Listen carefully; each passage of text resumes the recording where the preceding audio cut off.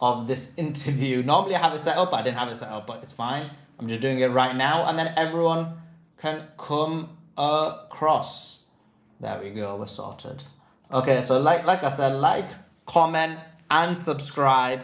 The link will send you to the space. You can watch the space, and then watch at 8 p.m. Eastern. We have Lieutenant Colonel Karen Kowalski. We have 9 p.m. Daniel McAdams. 9:30 we have a guest from Russia, because obviously we've got escalation there as well. Like, comment, and subscribe. Appreciate you guys joining in. Appreciate you guys listening. And for sure, we'll see you next time.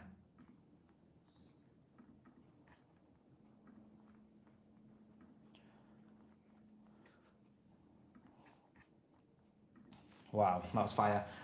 We're live on the YouTube. Guys, we're still on the space, by the way, guys. You don't need to leave. We're live on the YouTube. I'm just quickly setting that up. Where are we now? Let me know if it's working on the YouTube, guys.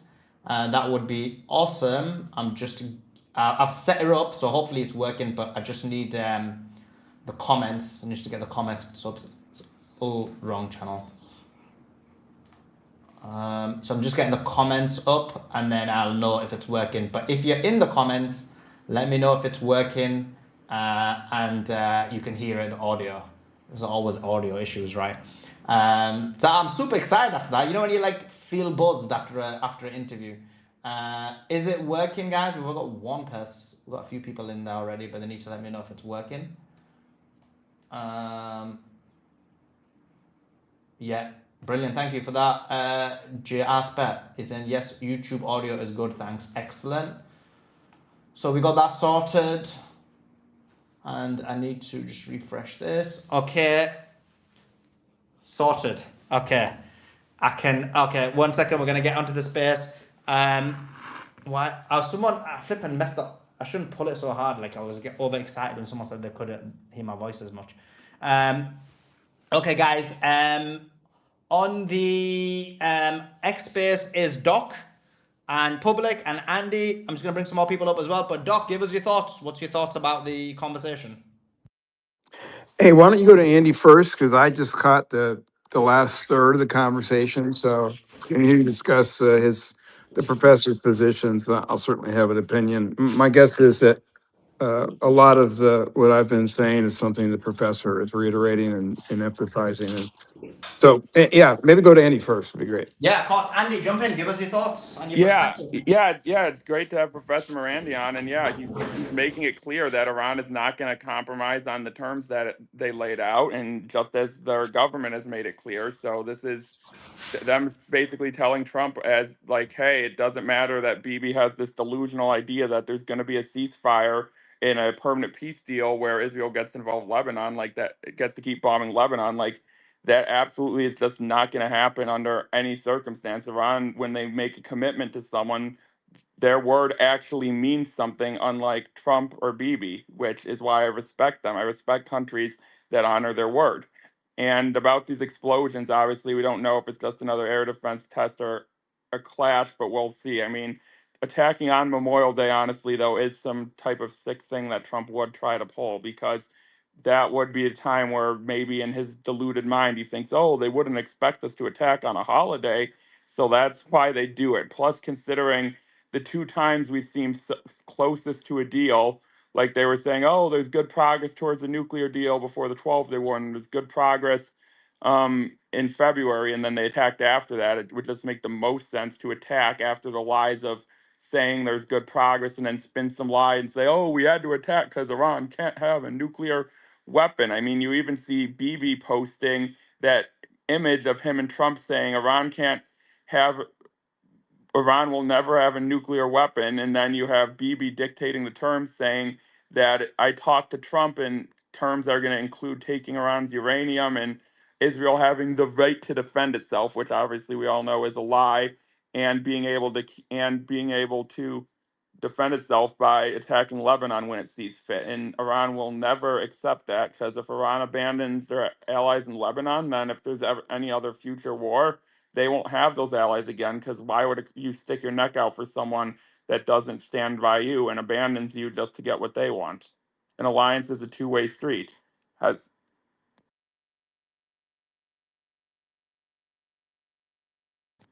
Yeah, so I think there's not going to be a deal now. I could see some type of short-term deal, punt the can down the road, and then go back to bombing at a later date. But I just don't see how there's a deal because Iran's not going to compromise on their terms without more bombing. Like Trump's gonna have to get humiliated more. I think the economy's gonna have to get so bad, and like until I feel like until there's Americans out on the streets in large numbers, there isn't gonna be a deal. So it's gonna take economic collapse or American casualties that they can't cover up to force Trump's hand. I think it's gonna have to like get to that point where everyone's marching around in cities saying end the war, we can't afford gas, bring our troops home, our troops are dying. Like it's gonna either take economic, our troops dying, or both, I think, to finally force Trump's hand and be like, yeah, this can't continue. Especially in the age of social media. Like, just imagine like the Vietnam protest if there was social media then. That war would have ended years before it did. Because more people would have seen the protest and it would have been even more of a firestorm. Yeah, yeah, great point, great point. Sorry, I'm just quickly trying to. I'll be honest with you guys. Straight after the interview, I literally pulled my suit off. I don't like wearing the suits on. Doc, what's your thoughts? Well, just on Andy's last point, I would agree. I almost go back to the Vietnam era. I was born in '59, so I was, I don't know, 12 or 13, and my uncle and others were drafted. And I remember the college protests. I lived close to UCLA at the time. Um, yeah, I think that may be what we need, but if Israel can be convinced that that's exactly what's going to happen, if they keep pushing Trump, or if I believe that Israel is able to compel Trump's behavior because of the Epstein files, but if Israel compels really the destruction of what could be a potential peace with Iran by continuing to bomb Lebanon, I think one of the ways that will convince them to pull back from that is take a longer view in terms of their greater goal, which is the Greater Israel Project. See that they need to take 5, 10, 15 years, which even in the context of just Bibi's leadership, it's not a short period of time. He's been advocating for the Greater Israel Project since the 80s and acting in that way, consistent with that goal, since he's been the prime minister. And the Likud party after him is going to continue that, given who the proposed next prime minister is, if Bibi is not reelected. That person, I forget his name, basically shares the same Zionist goals and objectives that Bibi does. So there's been really no change in the political leadership in Israel, short of, I think, uh, Israel seeing that their continued pursuit of the war and the project is being damaged long term because how the youth of America is responding to their continued machinations. The really the demographic group by age divided, 5 ways. The worst demographic right now in terms of support for Israel is the 25 and under crowd in America. That's exactly the crowd that through the Vietnam protests on campuses, swayed the political leadership, the Zionist leadership of our country at that time, the anti-communists, the globalists, or the corporatists that were behind the Vietnam War. I think Israel could be compelled just by in their own internal what they believe is in their own best interest to sort of pull back and and sign what should be a treaty level agreement between Iran, Israel, and America. So I think it's possible. I think it's probably likely that we see the bombing today and Memorial Day did come from America or came from Israel, was approved by Trump and the Zionists, because Trump had posted, I want to say yesterday or the day before, a cartoon meme of the bottom of a bomber, a U.S. bomber, with a missile on it, and I forget what the writing was, but it was the threat that he was going to bomb Iran again, and so that might be what's happening. That would be consistent in terms of what I and others have predicted as to the future course of events in Iran, at least in the near term. Will we see a major escalation? Will we see boots on the ground? Or will we see, a complete ceasefire on the way to a peace deal? I think most recognize the most likely near-term result and what we might be seeing today is a minor escalation, just basically for Trump and domestic audiences, which the Iran leadership has said this is why Trump says almost everything, and I would tend to agree with him. Um, the U.S. right now, because of the political pressures of the next election, have to be Trump's chief audience. And whenever a political leader, someone like Trump or Bibi or the Iranian leadership speaks, they're speaking to more than one audience. And their motivations for that message can differ in each circumstance.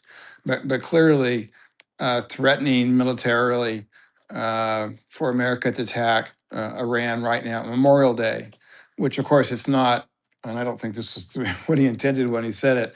It's not a holiday in Iran, it's a holiday here in America. But it doesn't really work for Trump because Memorial Day is for those of us, and I do have, when I posted a message on my personal social media, I had two relatives that served in and died in World War II, which is basically seen in America as a just war, and it was a war where we had legal cover, a declaration of war. But today's the day that we remember those dead and their sacrifice. And so what Trump is in effect trying to deliver to at least one group in this message is, hey, youth of America who growingly hate Israel more and more, hey, we're going to go bomb uh, Iran again in this elective, not in our national interest, illegal, immoral, and crimes against humanity war. And here's a cartoon to entertain you all. It really just shows, oh man, it shows he's just insane. He doesn't understand who he's talking to, at least in part, and the effect that communication has on his own self-interest as a Zionist and as Israel's interests in their attempts to, conquer their Islamic neighbors. It's really quite astounding what's going on, and it's fascinating politically. I really appreciate being up here and being asked to comment and speak about this. And I continue to hope and pray for peace. I have one quick thing to add. So CNN, I saw, released a poll showing so Trump won young men under 30, by 1 percentage point, which is historic for Republicans to win that demographic in 2024. His approval rating with our group now is minus 55%. So he has completely lost all of his support among young men. And I assume he lost the support among young women as well, because young women obviously don't support war either. They care about economics and careers, and there's no just like young men do, and there's no careers and good economy going on now. And it shows JD Vance's approval among those same young men minus 48, Marco Rubio minus 39. That is absolutely devastating. And you're seeing this report come out today that JD Vance feels isolated from Trump because he's against the Iran war. We know he's not against the Iran war. That's a psyop, but they're talking about how he's considering not running for president. I think JD Vance might be looking for an out because he realizes he has no chance in the general election and he wants to save face. So he's like, I'm not going to run in a primary just to lose in a general election because nobody under 30 will vote for me. So I think he might just say, hey, Rubio, you can have this. You can take the loss.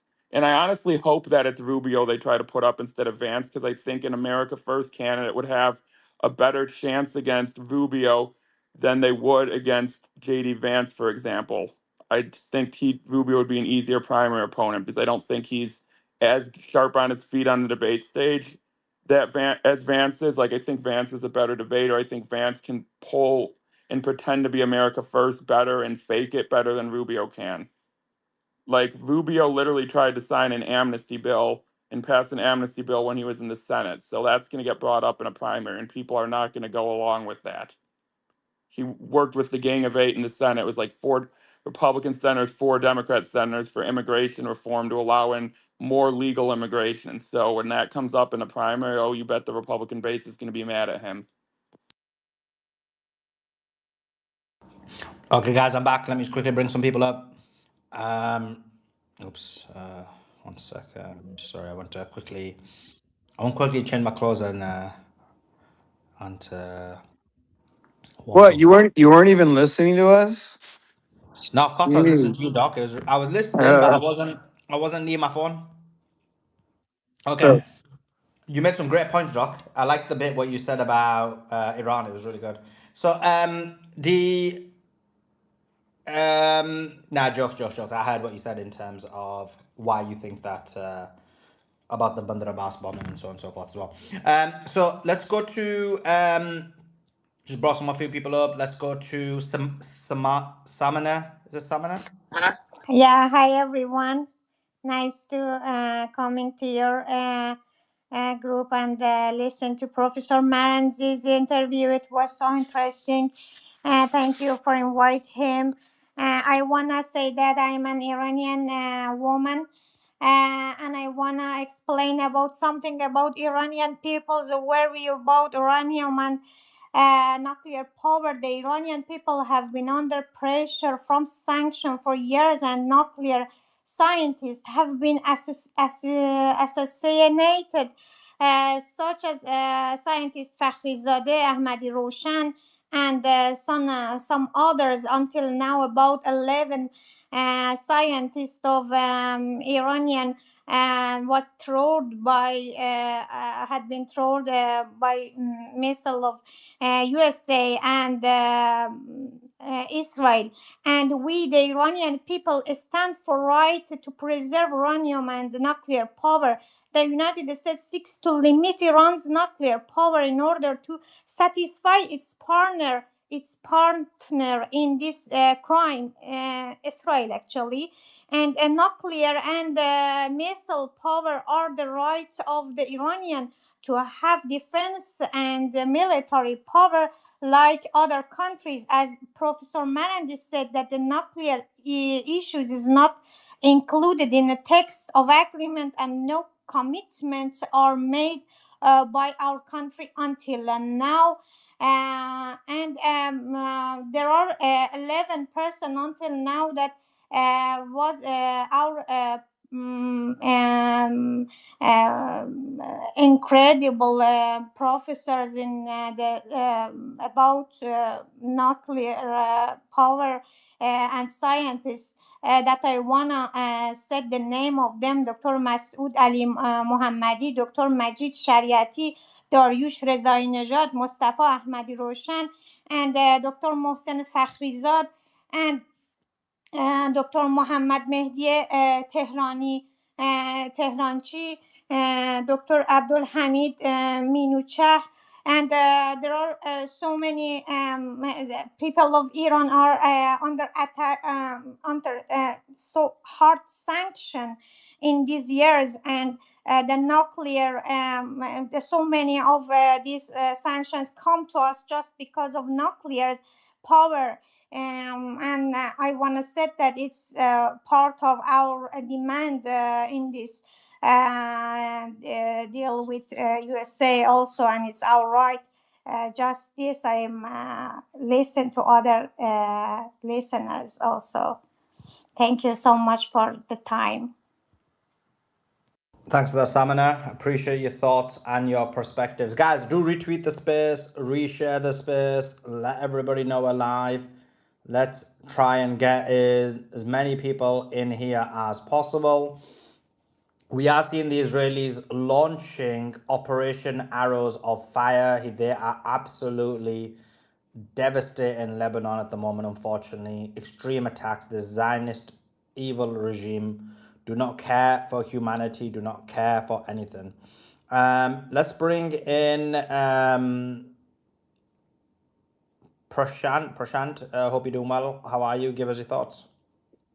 Yes, I'm doing really well. Thank you, Solomon. Hello, everybody in the room, speakers and listeners. Yeah, I definitely have some thoughts. It was I just got in at like Doc said, I got in at maybe when when Professor Morandi reconnected. And my thoughts are this: just thank God that we have some adults in the room in Iran. Because the way I look at this sometimes, a lot of the times, is this is not as complicated as people like to make it out to be. This whole situation, it's not as complicated as people like to make it out to be. And when I think of what I heard Professor Morandi say and what Iran is going to do, Iran is saying it's over. We've gave you so many chances. We negotiate and you attack us twice. It's over. This is how it's going to be. And you know what it reminds me of? It reminds me of what you have to do with a child. A child, when it's growing up, you can't blame the child because it has to learn, and it's tempted and it's pushing its limits. And so you just have to stop the child from doing bad things. And you have to do that again and again and again. And if you don't, guess what happens? The child grows up to be people like Trump and the rest of the students in our Congress. They grow up evil because they weren't disciplined as children. And so to me, that's what it is. Everybody American politicians and Israeli politicians, they like to make it all complicated, all complicated, all complicated. It's not that complicated. It's about right and wrong. It's about morality and immorality. And it's about children who never got disciplined. And so they grew up to be children in 70-year-old bodies with deadly weapons who kill children. They can't do that when they're little kids, but when they're adults and they're still children in their minds, they have deadly weapons, then they kill other children. So for me, I'm getting a little angry, and not really, but a little bit of a rant. So for me, it's just not that complicated. And thank God that Iran has some adults in the room and just say, it's over. No more. We compromised enough. This is how it's going to be, little children in Washington, D.C., and in Tel Aviv. It's over. Get it in your heads, little kids. Thank you. Yeah. Oh crap! I've got to. Yeah, I agree with what you're saying there. What's his name again? Let's go to Mossad. Go ahead, Mossad.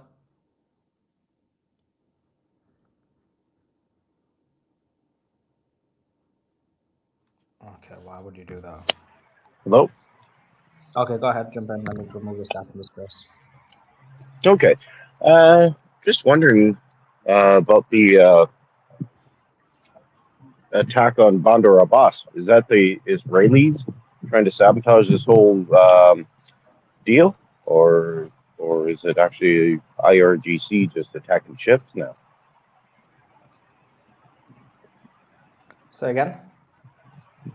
The explosions heard in Bandar Abbas in southern Iran, are those Israeli attacks to draw the United States back into the conflict and ruin the peace deal? Or is it just IRGC shooting at ships now? We don't know. We're just waiting for more information. Okay. No, but great conversation, great guests, great space. Everybody retweet, repost, share it with all of your friends. I love it, Suleiman. I love it, Beatrice. I love it, Andrew Sheets. He is the man. All of his military experience and his submarine commanding. I love that guy. Thank you very much for letting me up, and I'll leave it there.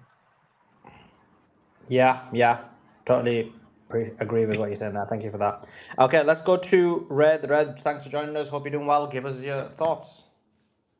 Yeah, thanks, Suleiman. Well, firstly, thank you for your work. That interview with Morandi, especially with the whole thing unfolding, it's good to hear Professor Morandi and the whole lineup. I mean, the names you just listed.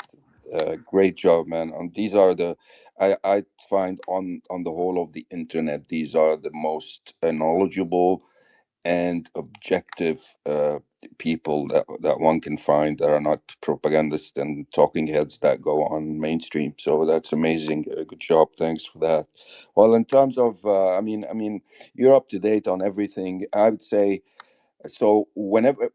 Ever since the talks started, the Israelis were chimping out, to use the next word, and they intensified their attacks on the southern Lebanon, and I think they were really ready to start bombing outside of southern Lebanon, like more into Beirut or Beirut southern suburbs. But I have a source from Iran saying that the Iranians spoke to the Americans and told them, and there's now a report, something from Al Jazeera as well, saying that Iran has warned the U.S.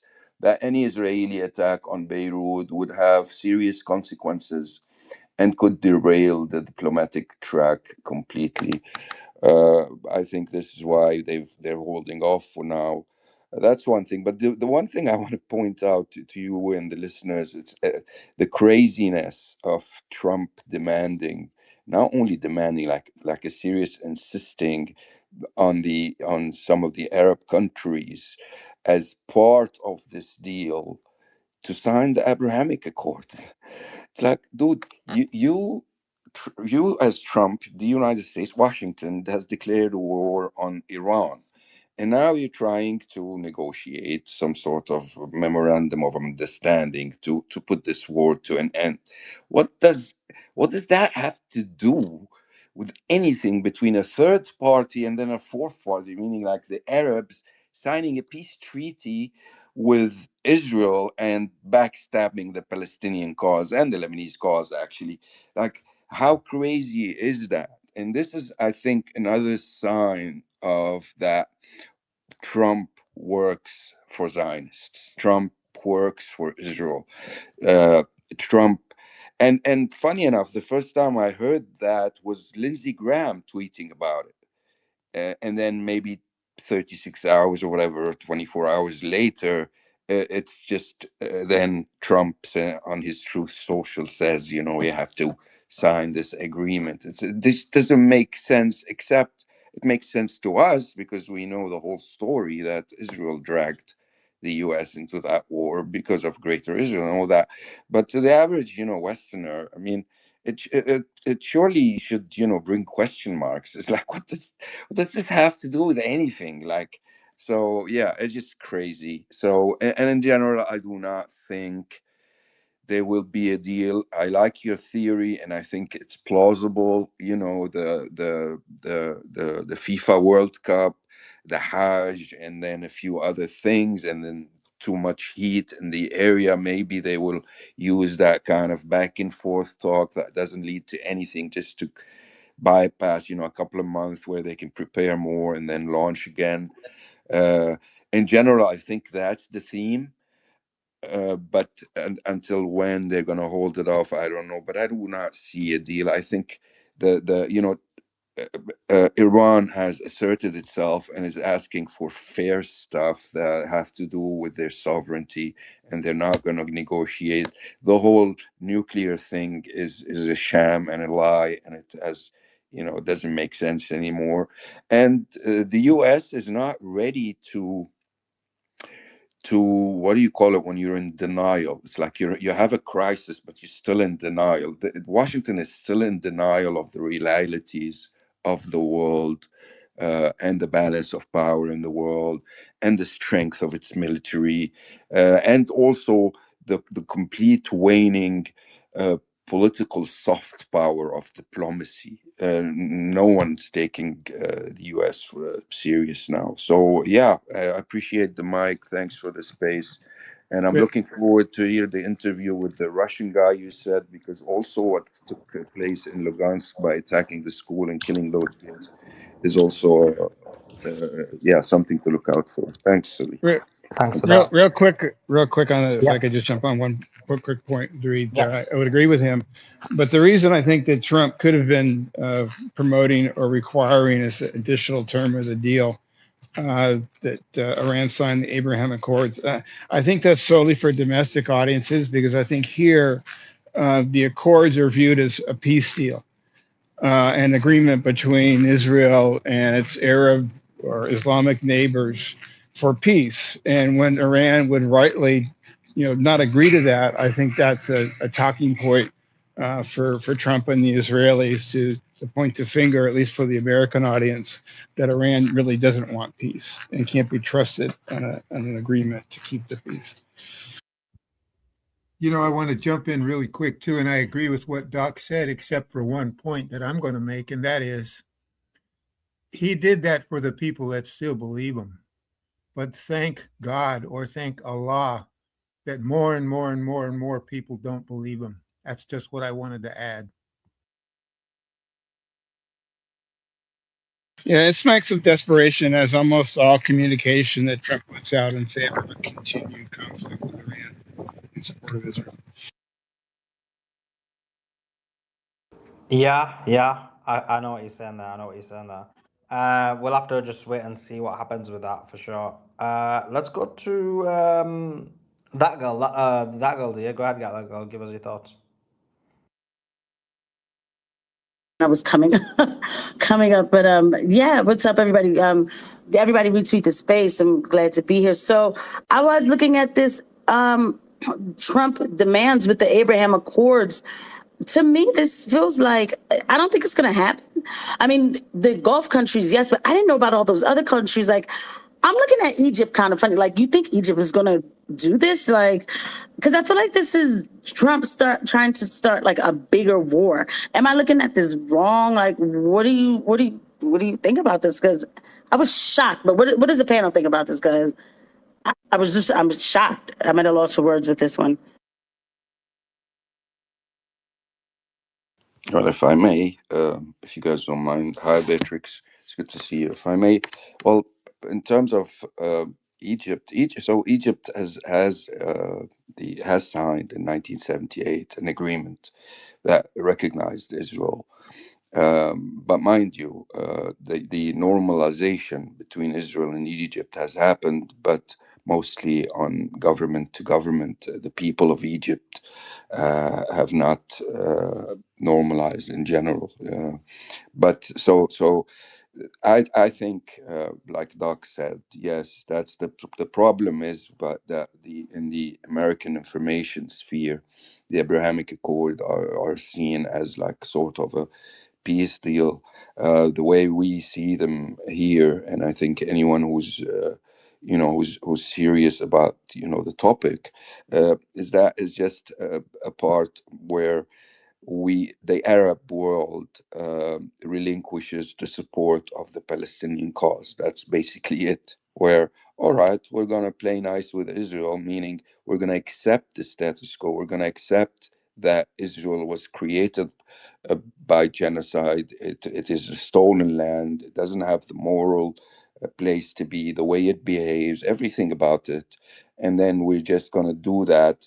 And then that leverage that the Palestinians, had, where the Arab world is refusing to accept Israel, is gone. And I think also, I think it was someone in Hamas after October 7th, they said that on October 6th, one of the main motivations was that the Abrahamic Accords were being pushed hard by the American administration, and they were worried that if Saudi Arabia signs, well, then the Palestinian cause, will struggle. And back then, no one, I mean, the world wasn't talking about the Palestinians. The world had completely forgot. It was out of the news.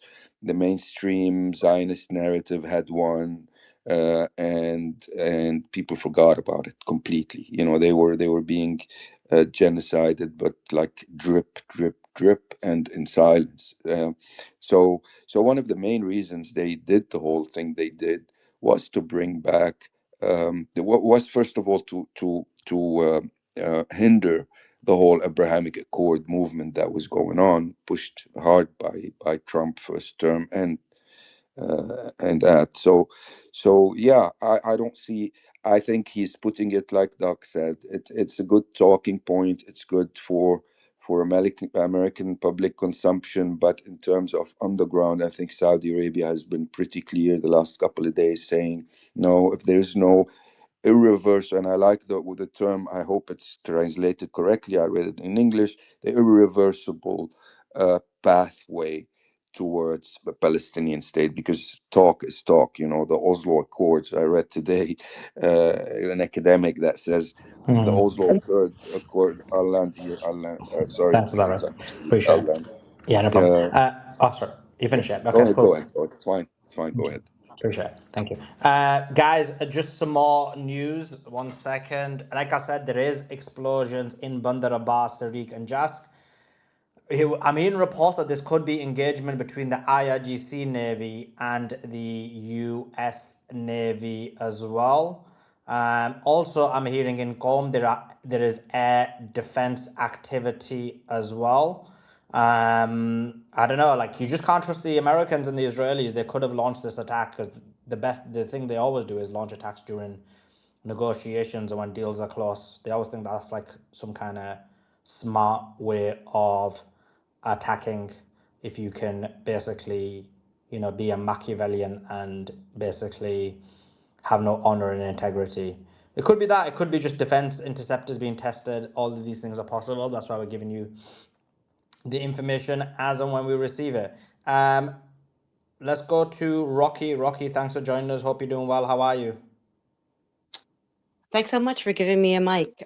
Thanks for the show. Beatrix, I recognize you by your voice. I watch you on YouTube. Thanks so much. You're great. Keep it going. What I can add is that I think Rocky, I'm not on YouTube. I don't know who you've been watching, but that's not me. No, hold on. Then it was somebody else. I'm sorry. It's that girl. Yeah. I'm sorry. No. That girl Casey. Yeah. No offense. Casey. I'm sorry about that. That girl Casey, I'm going to follow you right now. Okay. What I want to add is that the Abraham Accords that Trump has been, really was pushing the first term. I mean, that's something that's never ended. And I think it's always been the end goal, because everything Trump does is for the betterment of Israel. Whatever Israel wants. I mean, they're pulling the strings. He's the puppet. And as far as like Americans are just inundated with that fake news, mainstream media, where they just have not covered the Palestinian genocide. They have not covered what's going on in Lebanon. They have not covered the truth when it comes to Iran. And it's just like a clown show. That's what I feel like it is. It's a clown show. And it's all across the board. Once in a while, you might get some truth that comes out. And I think that happens because the independent media pushes the mainstream to actually tell the stories. So that's why independent media is so important. So when the independent media keeps telling that story, whether it's the Palestinian genocide or what's happening in Lebanon, or the true facts on the ground when it comes to Iran, the Americans get away with Iran killed 40,000 people. The following week was 45,000 people. It's up 50,000 people. I mean, it's just flat out lies. And I've seen reports. The numbers have come out. We know, or reportedly, the Mossad and the United States and the CIA, they got in there and they had their mercenaries start the whole thing to begin with, because everything is about Israel for Trump. And the American people are just getting so pissed off. We are silenced. We are silenced on X. It seems like the only platform where you really can say things. We are definitely silenced on YouTube. And while there are, good YouTubers, telling the truth out there, they're very, very far and few between. And there's only a certain line they can cross. So everything is like this huge censorship. And it's more than people under 30. So it's even people like I'm Gen X. So people in my age group, my friends, my co-workers and things like that. Like we're just talking straight up about the Palestinian genocide. Everybody knows it in my family. My adult children know it. We're all against it. I heard from an old friend, maybe a couple of weeks ago, and the first thing out of his mouth was, "I can't believe what they're doing to the Palestinians." It was like, "Oh my God, me too." It was, It's happening on the streets. It's not happening. I still see, New York City protests every single day. They have not stopped every single day. Even the small, I've seen it in small towns. Of course, not as large in the big cities, but I've even seen the protests in the small towns. So here, fine, and I'm going to end with this. This is how the American people can do this. We can defeat Trump, and we should consider him a lame duck because he's a lunatic. Plus, he's implicated in the Epstein files. After midterms, when Democrats take over Congress, because I think they will, because of everything that Trump is doing, and the American people can't stand him anymore, both on the right and the left. If the Democrats take over Congress in midterms, this time next year, it is true, it is possible that we can impeach and convict Trump. And why not? Just impeach and convict him, and let's go from there. Let's see what the next Congress does in 27. But I think we're giving Trump a little bit too much credit, because after midterms, he's finished. Thank you so much. Thanks for that, Rocky. Emotional. Very passionate. Let's go to Zina. Zina, thanks for joining us. Hope you're doing well. Give us your thoughts. Thank you. And thank you so much for the interviews. Pepe is my favorite of the ones that you bring up regularly. So I do hope we get to see more of him, but I appreciate you sharing him He's my with good us. friend. And we're gonna he's definitely coming back. He's a regular. But Yeah. obviously he's a very busy guy, so we normally get him like once or twice a week. I mean, if we could have him every day, it still wouldn't be enough. He's fantastic.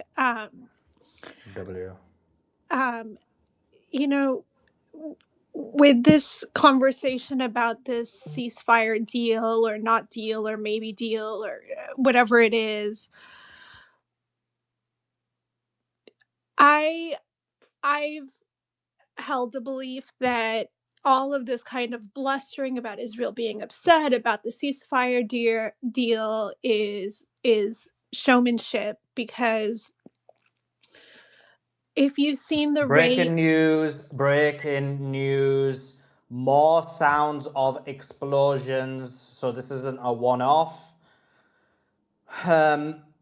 More sounds of explosions in Bandar Abbas right now. Okay, back to you, Zina.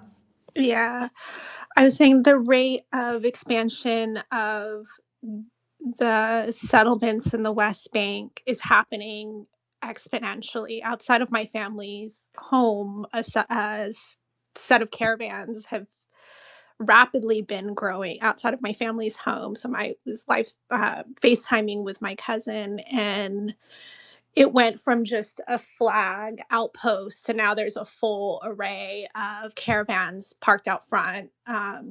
Smotrich has been licensing new settlements all over the West Bank. The forward aggression into Lebanon is horrific. We've been seeing that, and what's been happening in Gaza. I really think that it's in Israel's best interest for this kind of back and forth about the ceasefire to continue for as long as possible, to allow them as much leverage or as much time as possible to push forward on all of those fronts. And in the meantime, it's going to be really devastating in terms of human life and loss in those areas. And then with regards to the Abraham Accords, it's a bunch of nonsense for media consumption, but I think there's a darker motive behind it, because effectively Saudi's already participating in the Abraham Accords, even if not by name. They've already normalized. There is trade. There is all of these things already happening.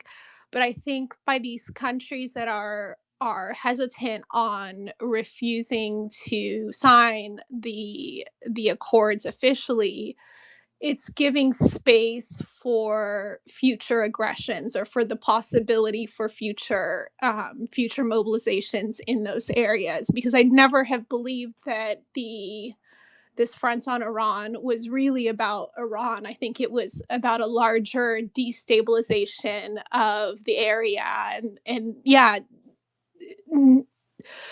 reducing Israel's ability to aggress back against Israel or to be a counter Israel force has been one, has been the primary goal. It also serves Breaking news, breaking news. We're also seeing smoke coming from Bandar Abbas right now. Smoke coming from Bandar Abbas right now. This may be the start of the war. We don't know. So just keep an eye on this, guys. But this is it. Sorry, back to you, Zina. Apologies, I've interrupted you a few times. There's a lot of news coming out. No, that's okay. I understand. But I think that these countries that are hesitating is providing leverage for future aggressions, kind of like a token in the pocket for the future to use. And then just one last thing for Rocky. She was talking about taking back the power from Trump. It's not Trump. There's a whole there's a whole administration that's fully on board. You can take Trump out and replace him with the next Democrat. It will be exactly to the same end, because it was exactly the same end under Biden and under Obama and under every president before him. So I appreciate the passion and the energy, but the whole White House is endemic of this problem. It is not just the Trump problem. But thank you. That's all. Thank you very Right, much. right. No, I'm just gonna. I don't mean to interrupt you. I just want to add that I agree with you 100%. Like, I absolutely know that. But the problem is that Trump is so crazy, and like everything he says, he's manipulating the market. He's making a lot of money in his family and his friends. Saying we're gonna have a war, we're gonna have a peace deal, we're gonna have this and that, and everybody like knows it at this point. Like the difference is, after October 7th and everything coming out to light, the reality of what Israel does and who they are and what they've been doing, for almost 3 years, it's devastating. It's devastating for people around the world. And Americans notice, we notice. So, and I know they have so much power, the whole Uniparty and the whole DC Uniparty, but that Trump administration, which is all 100% fully Zionist and also out of their minds and not telling the truth ever. Breaking They have to news. go. Breaking news. 2 IRGC Navy speedboats were targeted by US fighter jets in the Persian Gulf, and 4 sailors were killed. So 2 IRGC speedboats were targeted by US fighter jets in the Persian Gulf, and 4 sailors were killed. I think this is the end of the ceasefire.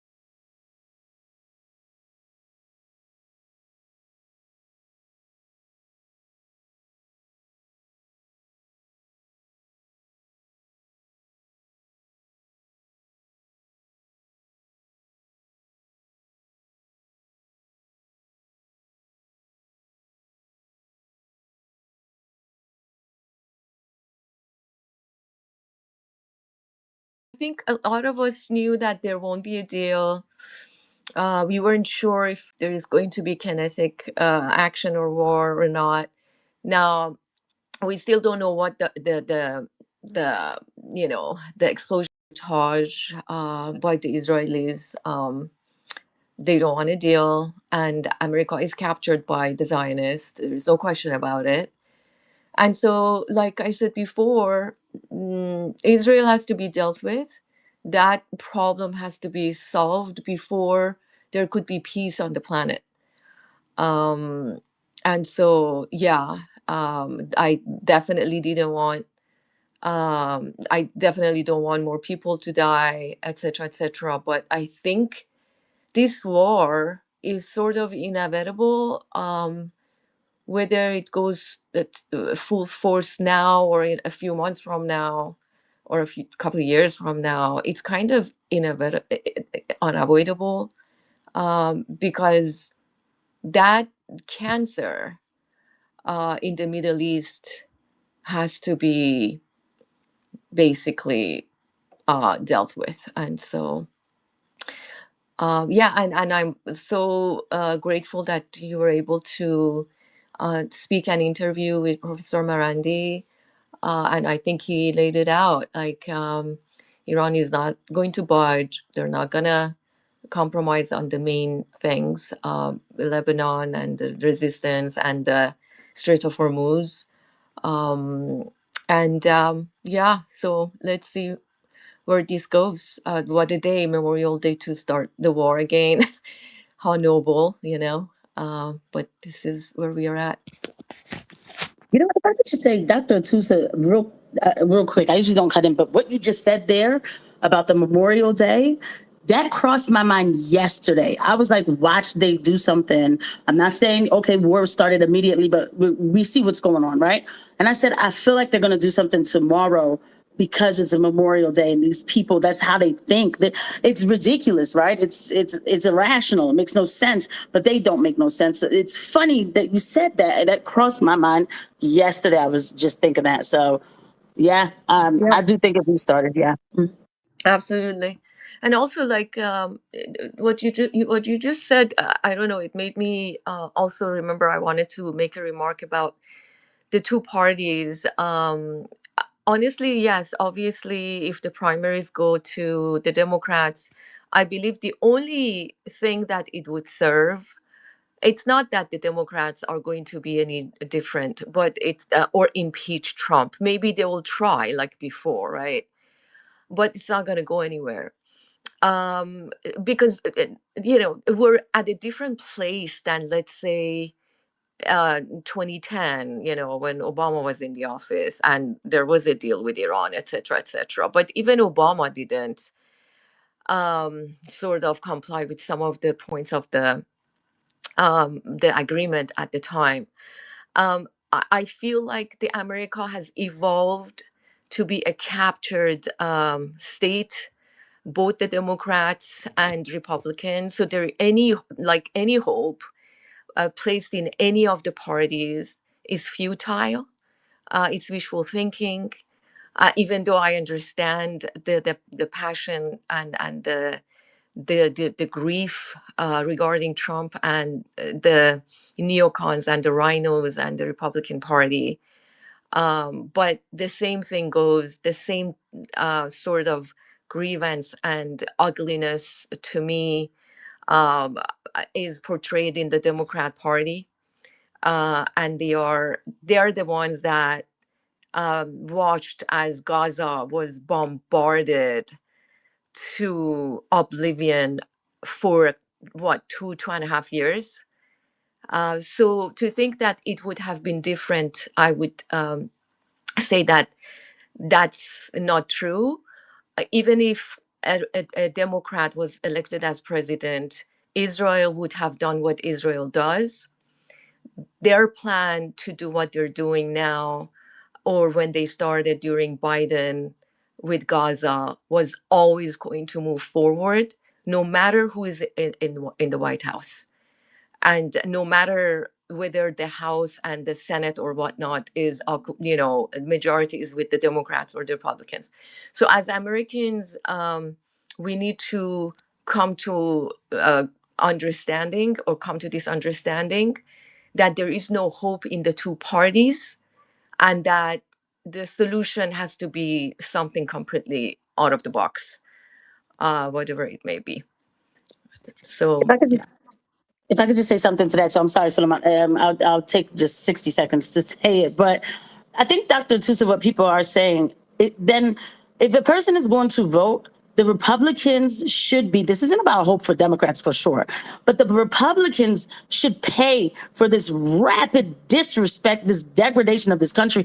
We should not be at war with Iran. Again, it's a shame. I'm going to sound like a battered child, right? Because the standards are so low that I now have to say Joe Biden could have already had us in war with Iran, because I think it was a True Promise 1 or whatever, one of those true promises, I can't remember.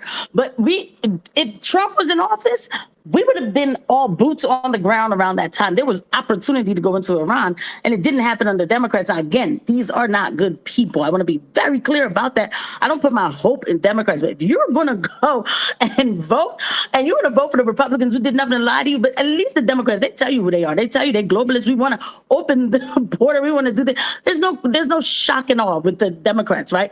But under Biden's administration, I will say, some people did resign their positions. I know it's a small thing. When Gaza started, you would have never seen that with Republicans at all.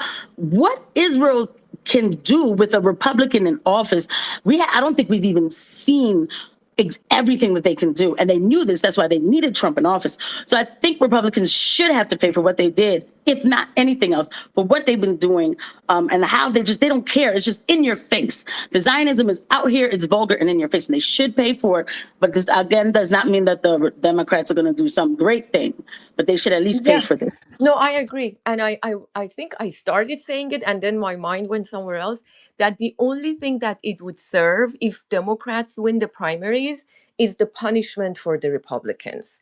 And I absolutely would ask everybody not to vote this time around, meaning people who would want to vote for the Republicans to sit this one down, and let the Democrats win, to punish the Republicans. But is that going to change anything? Absolutely nothing. It won't change a thing. It's just to show to both parties, you better start listening to people. The time to play around with words and pretend that there is a difference between the blue and the red and the Republicans and the Democrats is done and over with. All of them are millionaires and billionaires, and all they care is to serve for 40 years without a minute improvement in the average American life. And so, yeah, absolutely that the Republicans need to be punished, and lose the primary. So I totally agree with you.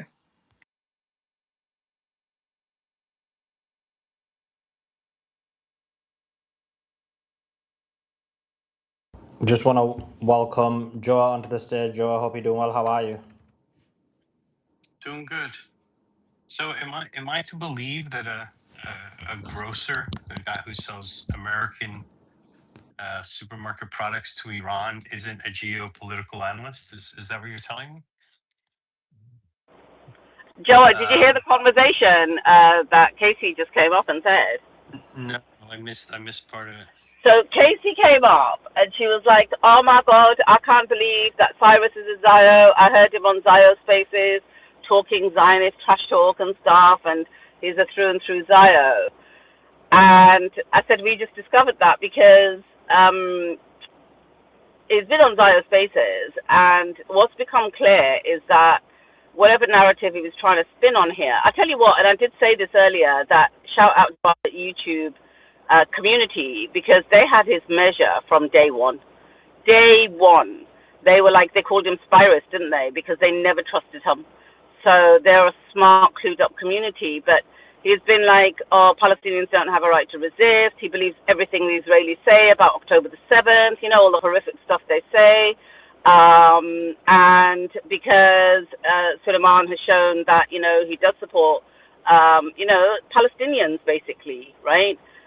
He turned around and called Suleiman a terrorist and a terrorist sympathizer and a terrorist supporter and stuff. Out and out Zio. So yeah, good riddance to him. Beatrix, did he do that in a Zio space that called Soli terrorists, etc.? Or where Yeah. Yes. Okay. Wow. Yeah, I just think, Beatrix, I got really upset that day because number one, I was in a place that Zionists are definitely not welcome. He's calling me a Zionist when it's it's a bit obvious.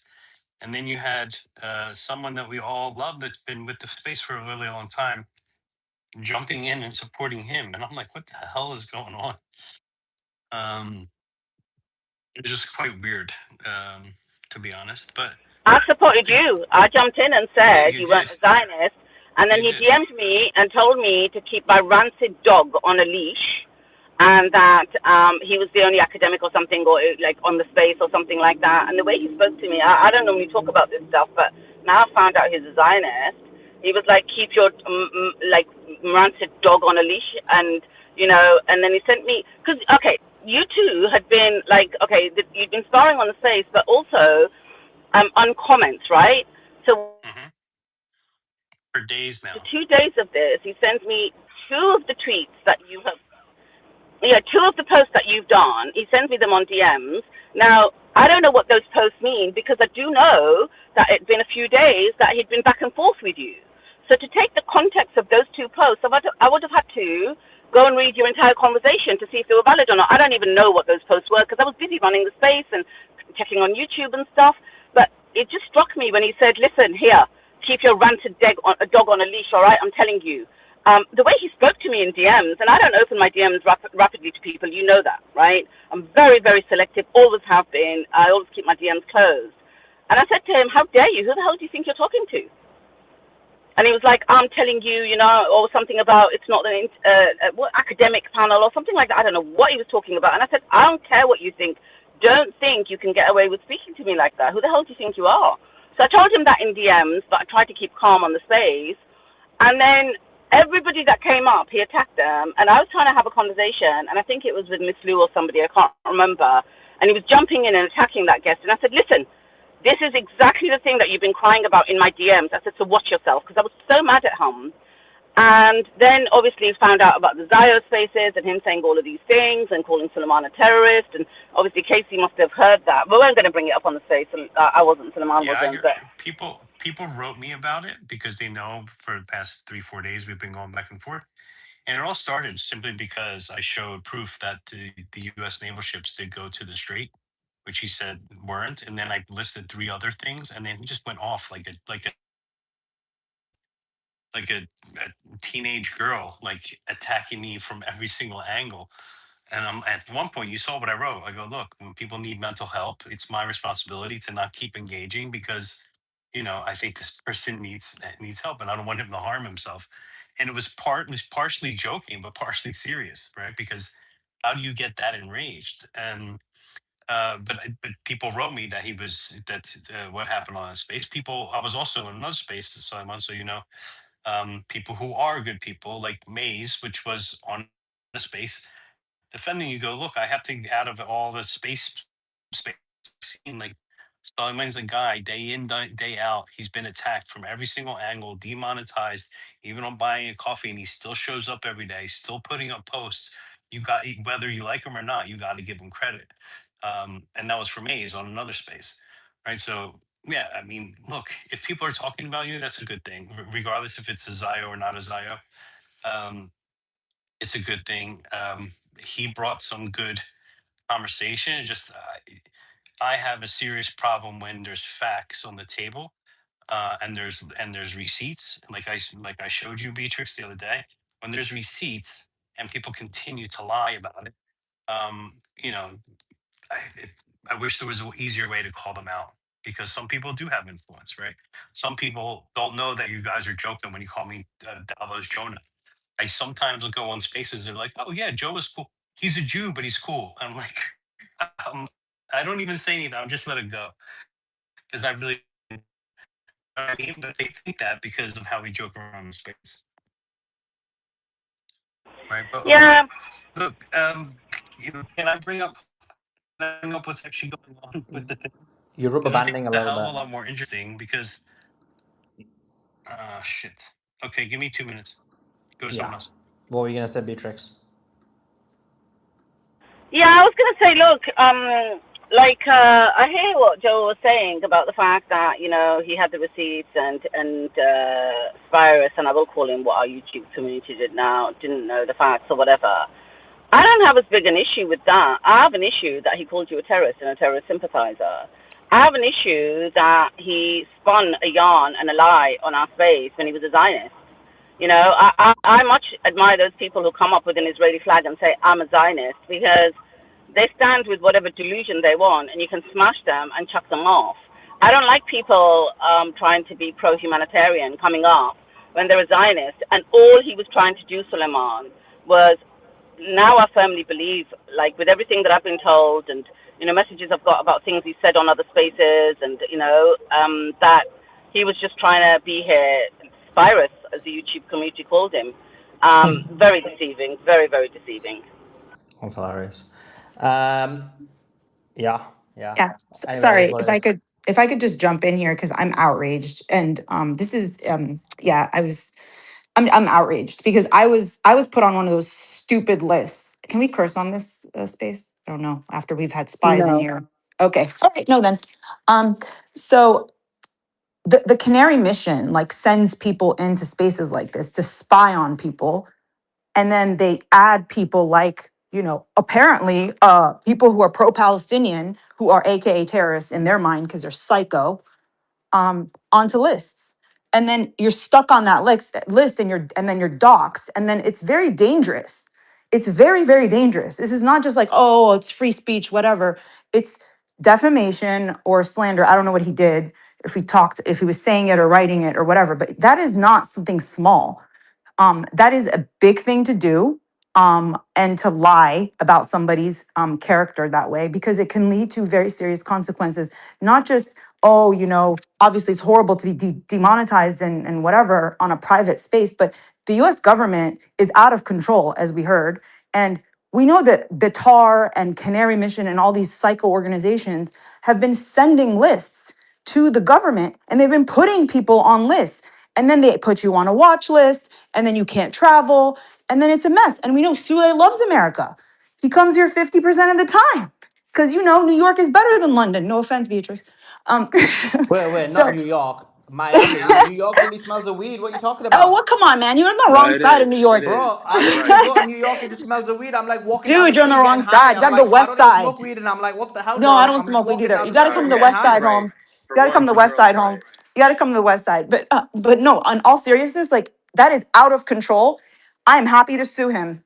Like I will do it. I've done it before. Like I don't play around with this stuff. Like because I've seen so many clients where it's like destroy their lives, right? And like they think it's funny. It's not funny. I'm sorry, I'm not going to curse, but this is not okay because it's a very heightened environment here. And if again you're a foreign national, I mean here green card holders are being deported, right? Mahmoud Khalil's case, like it's not looking good, and he has the best of the best as his lawyers, and he literally has 30 of them. So I'm sorry, I had to rant, but like seriously, Sule, I sent I gave you my name. I know we have to like be careful. I gave you my name, my name. I talked to Andrew.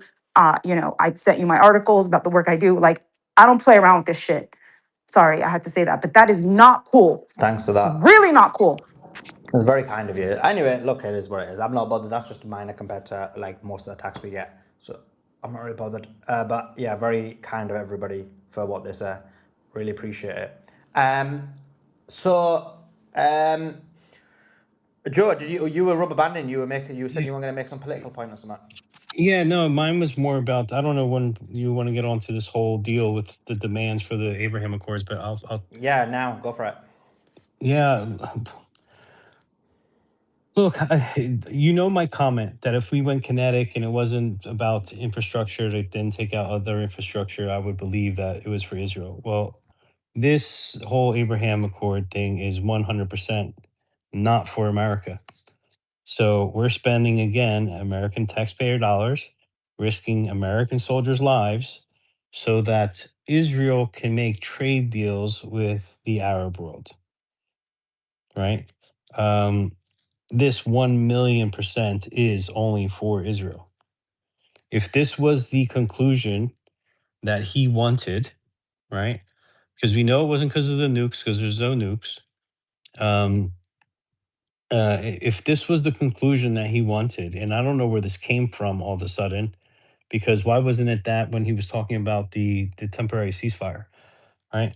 If this is what he wanted, then we went there obviously for Israel, 100%, for no other reason. I said this last night. I said he's going to want the Abraham Accords he's going to try to get concessions for Israel. I've been saying this for a while, that he's going to try to get concessions for Israel to pacify Netanyahu, right? Because he needs to give Netanyahu something back. Question is why does he need to give Netanyahu back?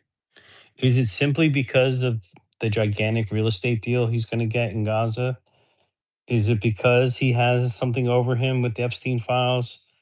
Like, why does he need to do this for Netanyahu? I mean, but really, Joe, like, yeah, it's for Netanyahu, but I mean, come on, man. Like, come on, really. I don't think we're going to go through the whole, like, last 50 years of American policy when it comes to Israel. Like, so I don't think the motive is even necessary after the last, like I said, 50 years. I think we know why. I do think we know why, Joe. But why? But specifically, why? You tell me. Because of donors? Because it's his last term, right? So what's he care about donors? Because exactly, but they get everything they want. They get everything they want from this country. Like, you know what I mean? They own all the infrastructure in this country. Like, so they get what they want. And let's say he doesn't do what they want, right? Maybe they could shut down some water somewhere, right? They can hack into the gas line. They could do whatever. They own the infrastructure of this country. They get what they want. So, this is where we are. So that's what I'm saying. No, it's not just about donors. Trump is going to go away. Right. That's a good point you bring up. So it's not just shut down waters. It's also like shut down your family members and you. And, so it could be that too. And the Epstein situation. He did make the comment that if he released I forget if it was the JFK files or if it was the Epstein files, if someone remembers, he said that he would have been dead in an interview.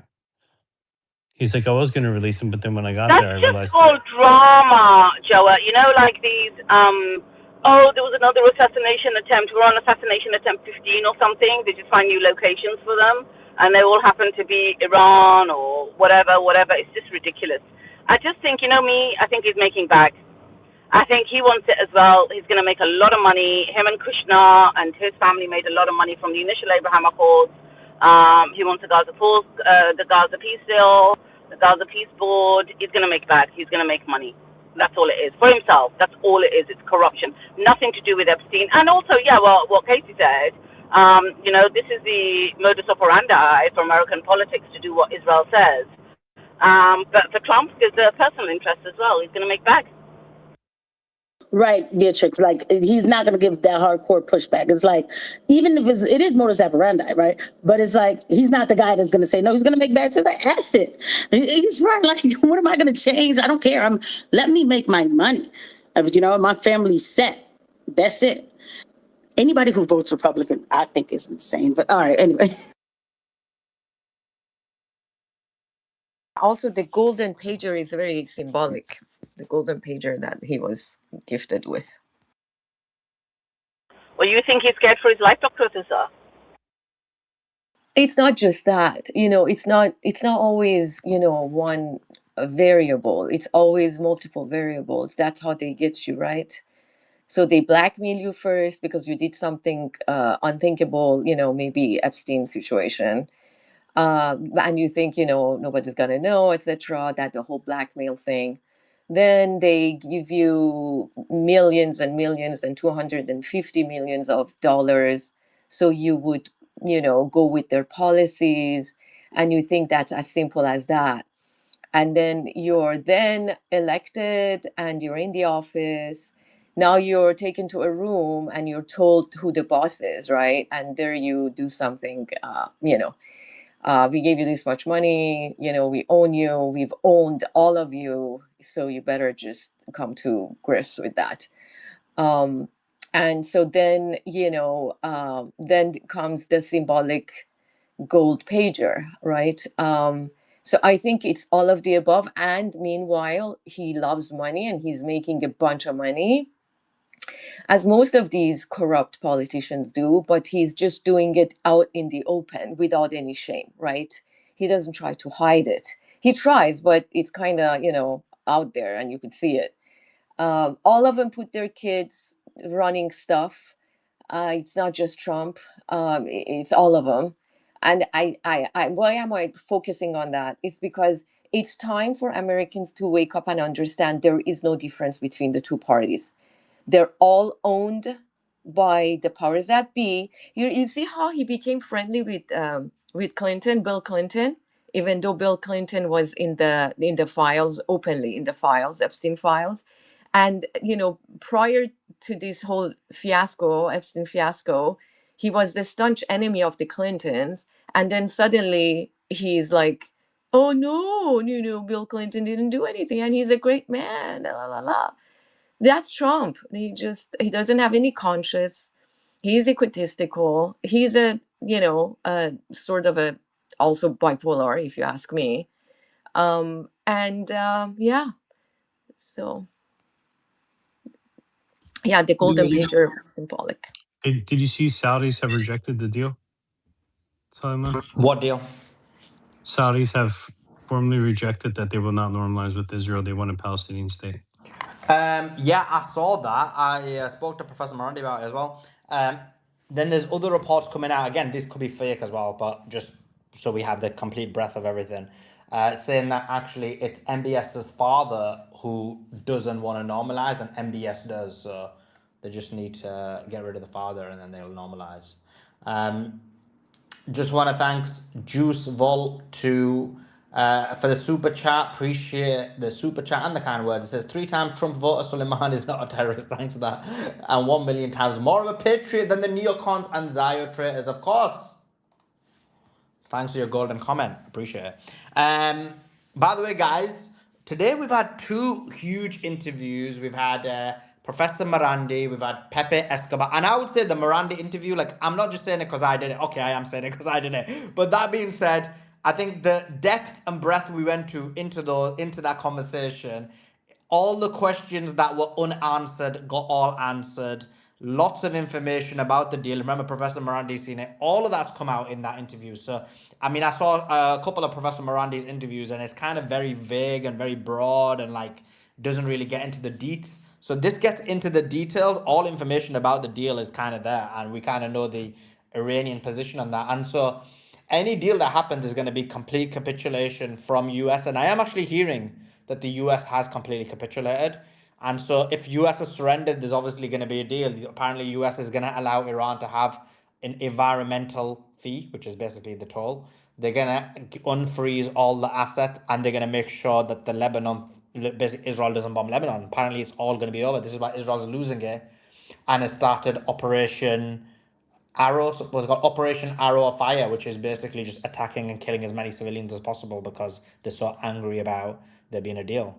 But obviously we'll continue to give you... Oh, and by the way, guys, we have got still later on today, Lieutenant Colonel Karen Kowalski, I hope I'm pronouncing that right, Daniel McAdams, Lucas Leroz, and Simon Dixon. So we've got a real good lineup afterwards as well. Now, in addition to that, guys, there's a tweet in the nest. It is the interview with Professor Morandi. It is doing well. It is blowing up. But if you guys can do me a favor and just give it that extra tiny boost. We've got 1,300 people here. If you can like that video and you can write a comment in the comment section, that does boost it. So yeah, if you can write a comment, that would be awesome. Would be really appreciated. Thanks. Okay, let me just see if there's any more news, and then I want to bring Andy in because Andy's had his hand up for a while.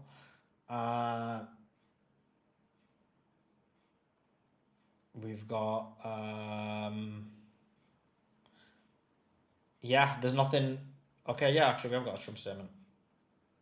Oh, damn, I missed this. That's annoying. Okay, we got a statement from Trump. 1 second.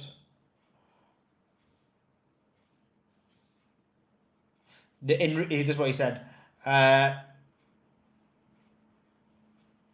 The enriched uranium, nuclear dust, will either be immediately turned over to the United States of America to be brought home undestroyed, or preferably in conjunction and coordination with Iran, destroyed in place at or at. Oh, okay, so this is another concession. So the enriched uranium nuclear dust will either be immediately turned over to the United States of America to be brought home and destroyed, or preferably, so he said he prefers for it not to go to the US, in conjunction and coordination with Iran, destroyed in place or at another acceptable location with the Atomic Energy Commission or its equivalent being witness to this process and event. Thank you for your attention to this matter. So this is another concession, because if you remember, Iran said this nuclear enriched uranium is not going to go to the United States of America. So he's basically said, okay, I prefer it not to come to the US. Remember, they've been saying we want to come to the US. We want it to come to the US. That dust is coming to the US. Now he's saying, okay, we do, we prefer. I prefer Iran's view. I prefer that you to dilute the enriched uranium there. Remember, Iran's always willing to dilute its 60% and even its 20% enriched uranium. So that was never a major issue. But the point of contention was, US said that enriched uranium needs to come to our country, and Iran said, well, no, it's not going to come to the US, and preferably we will just dilute it in Iran. And again, it's just like complete white flag being raised here. I'm just shocked. Like, this is a complete. I expected him to at least try and win some kind. I guess that the way he's written that. Do you think, like, the way he's written that, would that manipulate Americans? Do they think they'll think, oh wow, Trump got what he wanted? That girl who used to be MAGA and Beatrix. 2000. Yeah. If you were on one of those 2000 spaces, Beatrix, what would it be? I Well, remember that girl, just let me say one thing. That girl did not vote for Trump, unlike your boy, Jonah. But sorry, Casey, jump in. But I mean, yeah, imagine how many people did off the advice. Now, yeah, I don't know, Joe. But yeah, that's I got whiplash with you voting for Trump. But yeah. So I don't think it was 2,000 spaces, though. I didn't vote for Trump, so it doesn't matter. But, yeah, and I think they will fall for it, Suleiman. Wait! You didn't vote for Trump. You and Beatrix just convinced like millions to vote for him. I don't know what's worse, you one person voting or a million. I don't know. We'll have to work it out later. Anyway, go ahead. Everybody's have their free will. I cannot, you know what I mean? We don't do forced conscription. So anyway, back to it. No, I think they will fall for it. His base, he already has his echo chamber that, his mouthpieces that will come out and say, Trump brought peace to the Middle East, and Iran listens to Trump. And see, Israel, and Trump tells Israel what to do. So that's how they're going to do it. These people that they're talking to who are listening to them, right? Not all Americans, because obviously a lot of people came off the train and they're getting their information from spaces like this. So, but they're gonna believe it because they don't understand that we already had a JCPOA that was working, and Trump came and got rid of that for the Israel lobby, and then here we are today, right? So it's silly to think all of this was done to go back to the same JCPOA, but they're not going to be able to do all those calculations, so they'll fall for it and they'll say, Trump. What's annoying is, even if they at least fell for it and just let it go, but they're going to do the whole, Trump has been the peacetime president. And that part, I have to say, is so annoying because it's anything but that. Like, that's not true, but they'll fall for it. Andy? Yeah, I think they are going to fall for it. Let's say Iran gets the charge tolls, gets the sanctions lifted, gets the war in Lebanon over, but then they agree, okay, yeah, we're going to dilute our uranium. Then MAGA is going to go along with it. You'll have 35 to 40% of the country who will actually believe, oh my God, this is a win. Iran is never going to get a nuke. Trump stopped them from getting a nuke, even though they were never going to get a nuke before. And this is going to be a total Iranian victory because they're going to become economically a powerhouse, and we're going to head into a multipolar world with, I think, 5 countries: the U.S., China, Russia, Iran, and I mean India, just because they have a lot of people and their immigrants come into all of our countries and are replacing our labor. So India is kind of going to be that 5th power in this multipolar world order. So that's, I think, the world we're heading into. But people will just say Iran gives up their uranium, which Iran never would have enriched to 60% if Trump never pulled out of the JCPOA in the first place. But he knows his supporters won't do that research.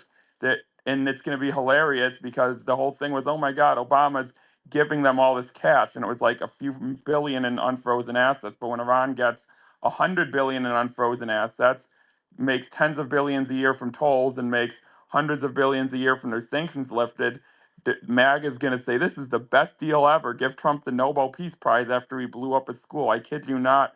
I've seen some of the MAG influencers actually pushing for the Nobel Peace Prize in the past few days. And it's the most absurd thing ever. You don't get a Nobel Peace Prize for blowing up schools. It's absolutely ridiculous. If Trump wanted a Nobel Peace Prize, I don't know, maybe he should have tried accepting Iran's original nuclear deal before this war. He lost his right to a Nobel Peace Prize after he murdered a bunch of schoolgirls. If anyone should win the Nobel Peace Prize, it should be Iran for showing remarkable restraint this entire conflict and not murdering a bunch of civilians in response to the people there that were killed.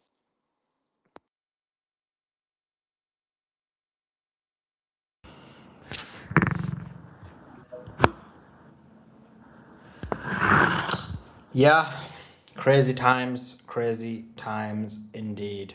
Let's go to Johnny. Johnny, thanks for joining us. Hope you're doing well. Give us your thoughts. Good evening, everyone. First of all, shout out to Suleiman and Beatrix and Joe. Guys, you can see the amount of effort and time and quality of the interviews that Suleiman's bringing to his space, to his YouTube channel. Please subscribe to his YouTube channel. Please support him. This guy doesn't take a day off. He's not stopping for us. So to make sure you get quality content, objective content, truthful content. So please subscribe to him. Please give him a follow. He deserves it. So just thought I'd give you that first of all, Suleiman. And Beatrix too. Beatrix deserves a shout. She's a very good, co-host. She's a very good man. There's a good woman, as they say. Oh my God! When you say that, Johnny, you give Suleiman Johnny, you were doing credit. so well. You were doing so well to the last bit.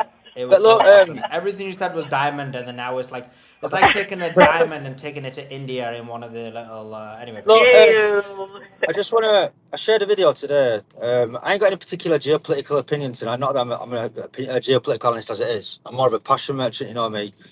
But I shared a video today, and Israel today bombed a tented area again in Khan Yunis that were displacing displaced families. Housing displaced families.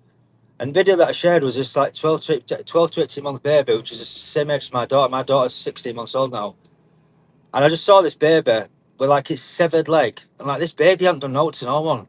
I know it's not the only baby, and there's a lot of babies that have come before it and no doubt will come after it. But like I feel like sometimes we've become numb to the actual suffering that's going on, that's taking place, because obviously we're in our safe space over in the West, right?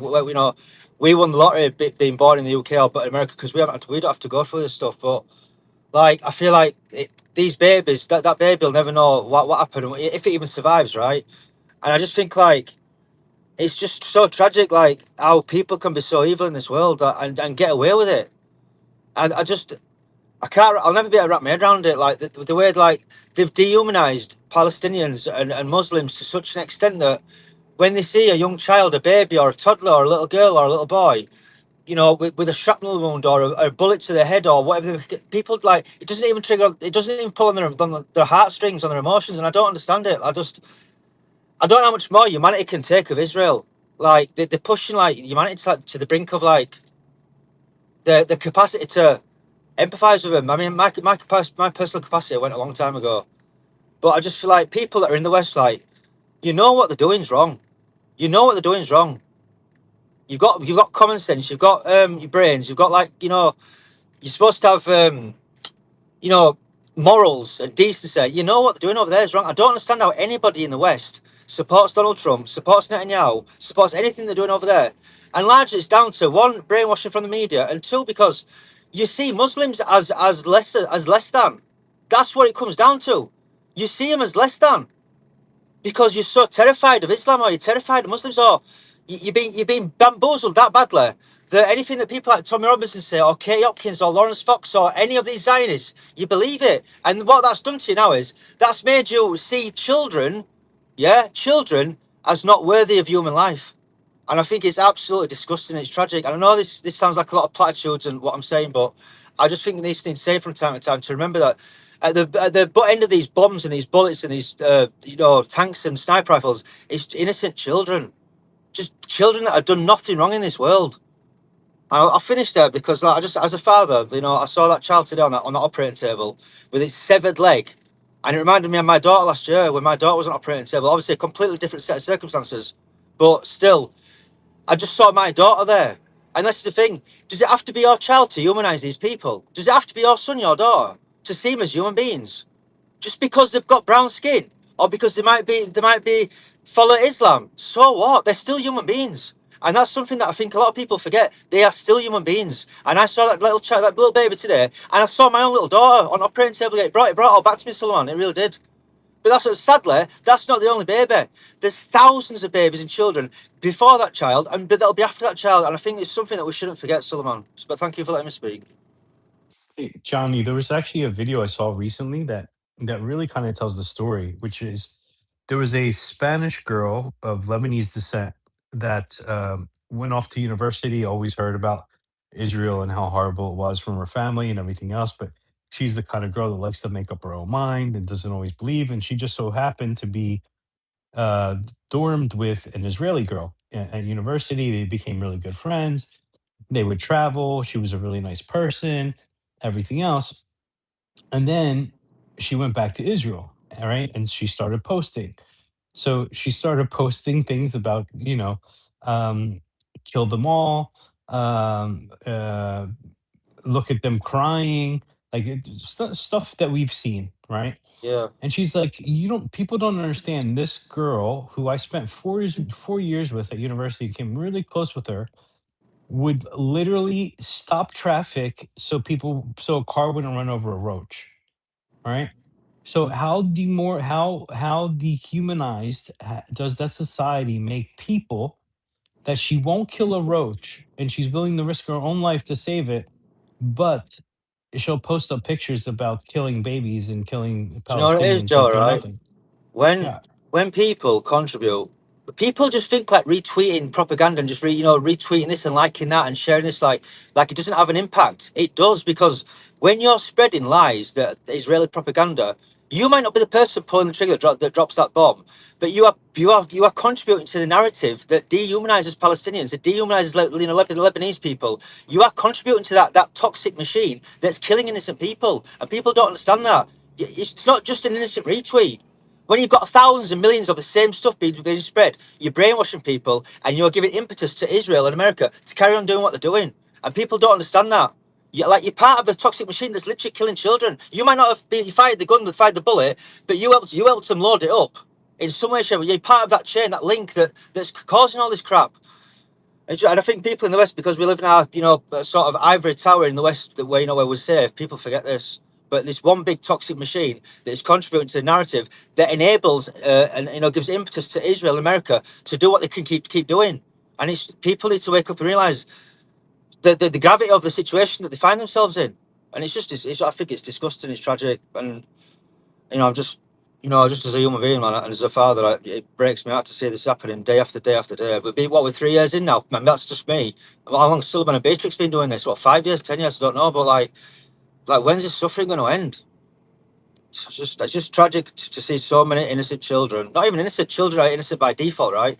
But it's just so horrific to see so many children being killed, and people don't even bat a bloody eyelid. Honestly, disgusts me. Absolutely disgusts me. Yeah, great point, Johnny. Totally agree with you. Unfortunately, this is kind of the society we're in at the moment. Let's go to Anna. Anna, thanks for joining us. Hope you're doing well. Give us your thoughts. Hey, Silly, thanks for having me up. And thank you to Beatrix for hosting the space. This is the best space absolutely on X. Everybody who's listening, I really want to make sure that you guys are liking the video, retweeting the space. Shout out to the YouTube chat who has been on top of things from the beginning. I just want Sully, to is give a quick anybody shout out. talking? Yeah, Anna's Yeah, talking. V2's No, talking I now. She's can't. saying. I can't hear anybody talking, Sully. Too much praising of Beatrice. Oh, that's what it Oh my God, so rude. He Hussein! comes up once in a blue moon. Look at Let him backing up his boy, Brother Hussein. Oh my gosh. Shout out to Beatrix always. Extra, extra shout out to Beatrix. You know, I'm pretty sure that Spyrus was only acting up because you were gone. So, you know, he knows the situation. And shout out to our little Saint Joa, who we knew was not a Zionist the entire time. Anyone who knows that Jonah, is our Jonah, Anna, Jonah. I like little Saint Joa. That one is the one that or There's nothing Davos. saintish about him. There's nothing saintish. Beatrix, He but ain't she's got the calling me even halo. worse. She's calling me something even worse. Epstein Island was Little St. James. She's calling me Little St. Joe. It's not a good thing. We can go with Davos, Jonah. That's fine. That's a good mix, but we definitely knew the truth. So I'm glad that you guys have held this space down for as long as you have. And anybody who's listening knows what incredible work you guys have been doing. So thank you so much for doing it. And shout out to everybody who contributes. I did want to ask a question though, guys, because I saw this thing about the Abraham Accords now all of a sudden trying to be wedged into this negotiation. And I can't help but think, you know, Jared Kushner is the guy who's behind the Abraham Accords, or at least he was one of the main negotiators of the original ones back in 2020. And since then, he's been on this pipe dream that of the IMEC, this IMEC. I know Pepe Escobar has spoken about it quite a bit. I was thinking to myself, I wonder if now that we know that the IMEC is dead, if he's trying to get the Abraham Accords, you know, to include more folks as kind of a consolidation prize or something like that. It feels like it's the next little way to try to somehow get a W for the Kushner family. I'll land it there.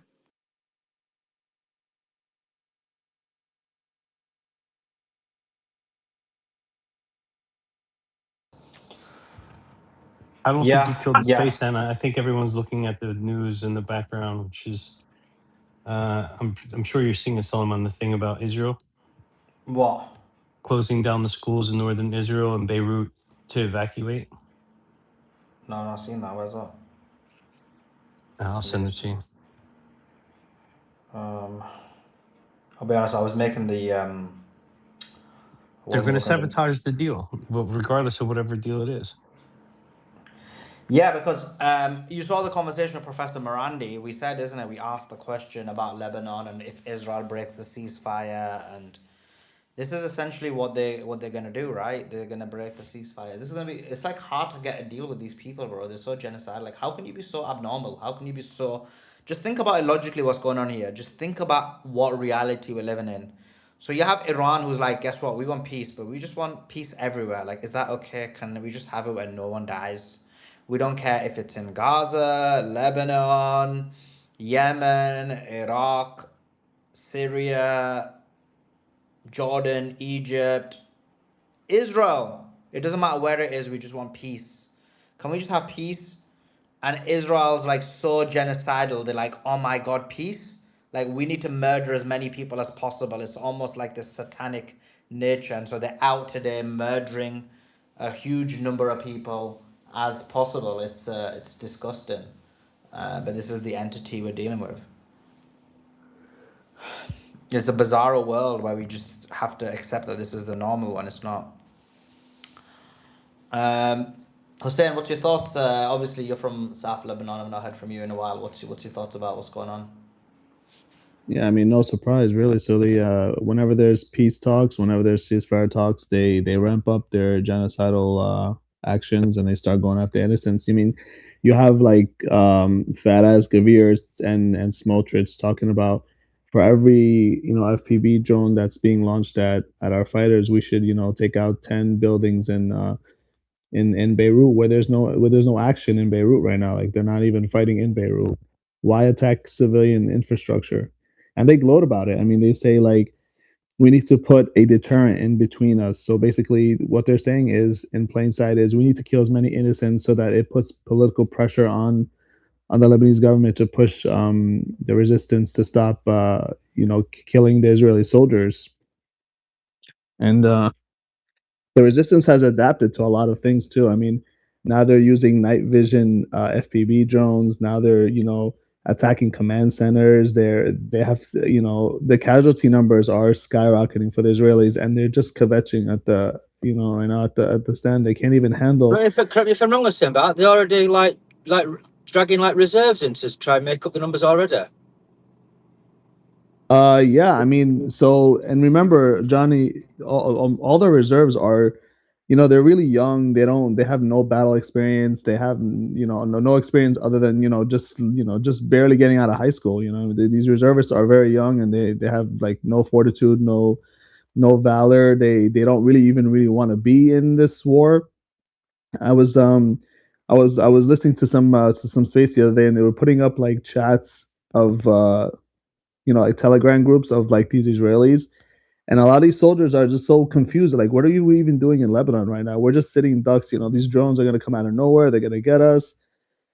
They don't really want to be there. And Netanyahu and his agenda, he doesn't want to stop. Ben-Gvir, Smotrich, Netanyahu, they don't want to stop. But I gotta say, like, the resistance right now in Lebanon is giving them hell, and they're just resorting back to killing innocent people. According to, I think Ryan Dawson said of week that they've took out, I think it's something like 90 Merkava tanks. Yeah, no, it's over. It's over that number, Johnny. In total, it's 400. And if you watch my latest interview, the last two interviews actually I did, one with Laith Marouf, who is in Lebanon, Lebanese journalist, amazing guy. We got him again on Friday, and also with Ethan Levins. Both of them and myself all say that there's 400 tanks that have been taken out. Yeah, 400. And how many Iron Domes? I think it's like 4 Iron Domes. Is it, Sully? I thought it's more than that. They've taken 4 just in this the Iron Dome batteries. They've taken about 3 or 4 just in the last week or two. Yeah, in the last week. Yeah, that's correct. And surely, of course, like if that rate continues, right, then surely even Israel, as demonic and as crazy and psychopathic as they are, even Israel would have to be forced to come to some sort of deal, wouldn't they? Because that's not sustainable. That is just not sustainable. No, but that's the thing, Johnny. What they're doing is the thing about the dangerous thing about the FPV drones is that you don't know where those pilots are stationed. There, you can hide anywhere and just fly those drones out, and they have a range of like 60 kilometers or whatever it was, and they're unhackable. Like, you can't hack them. You can't intercept them with any kind of hacking systems. They're just free of that, and so they're just basically just literally sitting ducks. And the longer they stay in South Lebanon, the more chance they're giving their soldiers to just be hit by these FPV drones. And the resistance has thousands of them, so it's not like they're short of anything. They can just be 3D printed very, very easily. So they don't even really need to even engage. They can just. I think, like, when this all started, right? Obviously, as Professor Mendes has stated many times, Iran's been preparing for this for like 2 decades. Like, they knew this was coming a long time ago, and in that time, Israel's just been bombing its neighbors and using up its supply and getting more supplies off America and going through. Like, I don't think Israel like calculated this move properly at all and really thought this through at all. I think they've got Trump in and thought it's either now or never. But I think that's going to come back to bite him in bum, in my opinion. Well, Israel definitely did not account for the resistance having an answer for. Like the example like the FPV drones, they definitely did not know they had this kind of capability. And now that the Israelis are trying to do co-op operations like at nighttime, so it's harder for the drones to see, I guess. But now the resistance has threw on some attachments with the night vision on the FPV drones, and we saw it recently in a video where they took out 2 soldiers in one shot. So the resistance has adapted, and they are in it for the long term. And if this goes on for months to a year to 2 years, the Israelis are just going to end up in a situation where they were in the 1980s up until the 2000s, where they were just forced out because they just couldn't take the punishment. So South Lebanon has always been known to be the graveyard of the Can you Zionists. imagine, And right, it will if continue. Donald Trump just grew up and all of a sudden just withdrew all support for Israel, that they'd just be sitting ducks, man. They would be, oh God, that would be up very quickly. That would be nice to see, but Trump ain't going to do that because he's beholden to him now. Yeah. But yeah, I mean, that's the situation right now in the South. And you know, I of course I pray for my brothers and sisters in Lebanon, in Beirut, and in the South and everywhere. So sorry, Casey, you were saying something? No, I was going to ask you, Hussein, nice to see you. You were saying South Lebanon has always been known as the what? You sound like you was going to say the graveyard of something. Yeah, the graveyard of the Zionists. That's what we call it. Love it. Okay, thank you. Yeah, anybody from the South will tell you that. But that's the situation we're in right now. So, but Soli, aside from that, I saw that you tweeted about the U.S. targeting some speedboats, the Iranian speedboats. Yeah, they've killed four Iranian sailors. I mean, that doesn't sound like a peace deal is on the horizon. Exactly. So we're gonna have to wait and see what the ramifications of that are, or aren't, or maybe this Iran maybe told him we're gonna respond, or you need to just accept all this deal, or we're just gonna respond, and maybe that's why he's capitulated, because he's capitulated on everything. Like, I thought, like, with the deal, like, even if you saw my interview with Pepe today, he was like, look, with the deal, like, you'll get some, there'll be some concessions from both sides, but largely speaking, obviously, that's what he said, right? But obviously, we know, largely speaking, because Iran won, they'll get more concessions. But I'm not, me, like, I'm so, like, if there's something that's negative, like, you guys know when the ceasefire happened, I said, look, I don't agree with it, right? So I'm not someone who just agrees with the decision just because it's like, Iran. But I just can't see what bit of this deal is a bad deal, and I just can't see which bit of this deal Iran has conceded. This is the bit I don't understand. It's bad for Israel. That's what it's bad for. Because Yeah, it's bad for Yeah. Israel, it's bad for you. I just don't see what bit Iran's conceded on. So the enriched uranium, we all know the 60%, that was only there as a leverage. They wanted to dilute. They even said that in the negotiations.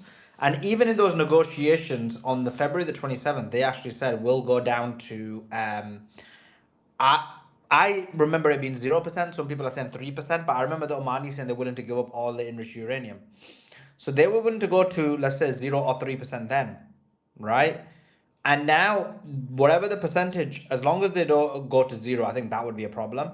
As long as they don't freeze, I think that would be a problem. Like, for 5 years or 10 years or whatever. And you saw me ask Professor Morandi that. And I said, will there be a scenario where that happens? And he said there won't be. Okay.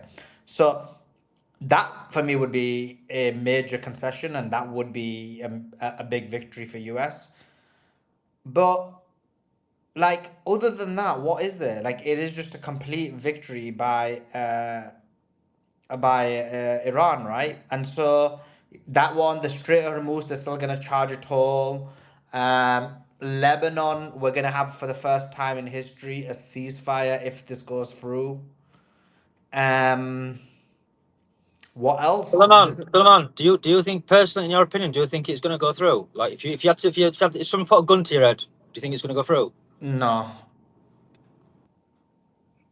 No, it wouldn't go. It was not gonna go through because of Israel. But Yeah, still, that's the only reason why. Like, this is why I always say, like, don't go with logic, go with the Israeli factor. So before this war, if you remember, everyone was saying logically they won't go to war. Logically it won't happen. Remember, Scott Ritter was saying logically it makes no sense. I said, listen, you gotta not take logic into consideration. You gotta take the Israeli factor into consideration. As soon as you do that, you realize there is gonna be a war, and they did end up being a war. So that's kind of what the situation there is. Sorry, what were you gonna say, Hassan? Yeah, no, you're 100% right. I mean, I was gonna say, like, the thing is, like, there was never ever like Iran, and I think it's wrong. I think Iran should have made a nuke, honestly, and whatever. But they never even intended to make one. They made a religious law even against it. And my thing is, like, they're Trump and Netanyahu are doing all this for literally what, just to go back to the drawing board where Iran was already at about not making nukes. I just don't get it. Like, they literally did not win anything here, and they're not going to win. Now they're going to make another deal which is similar to the JCPOA, And it's actually going to be worse because now they have full control of the Strait of Hormuz, like actually legitimately on paper. They're going to be able to charge tolls if they want to and control it. Like now now Trump has conceded to way more than what it was before. So it's a complete loss. Complete and utter Iranian victory, bro. Like this is it. Like it does make you feel a bit emotional in the sense of when you think about like all the suffering the Iranian people have gone through, all the suffering and the sanctions and everything, and then you basically have light at the end of the window, and the light is this huge victory.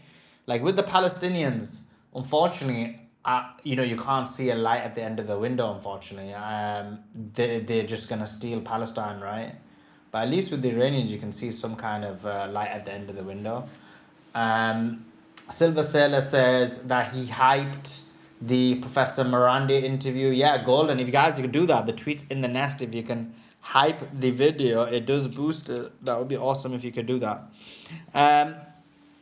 Just going to Dr. Atusa. Dr. Atusa, what's your thoughts about this? The fact that obviously you're Iranian, you lived in Iran, the ramifications of this. Like if this deal goes through, I mean, this would make probably Iran the fourth biggest superpower. And if you remember Professor Pape, who isn't pro-Iran, he's actually anti-Iran, right? He's just doing his prediction models or whatever it may be, and he said that this would make Iran the fourth global superpower in the world. What's your thoughts on that? I agree. The question is whether or not the deal is going to go through.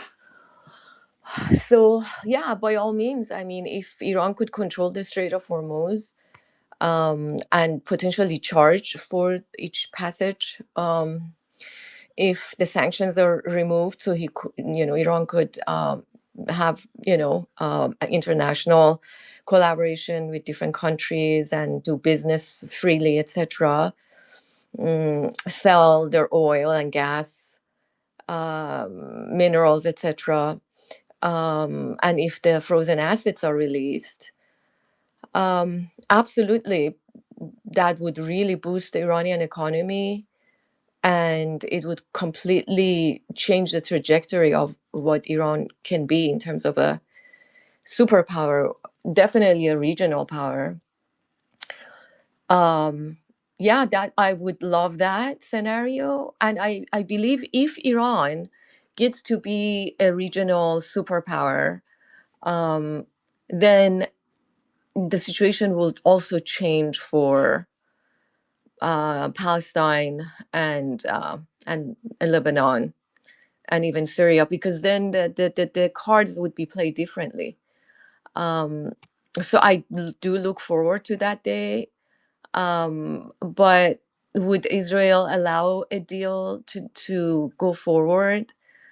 I doubt it.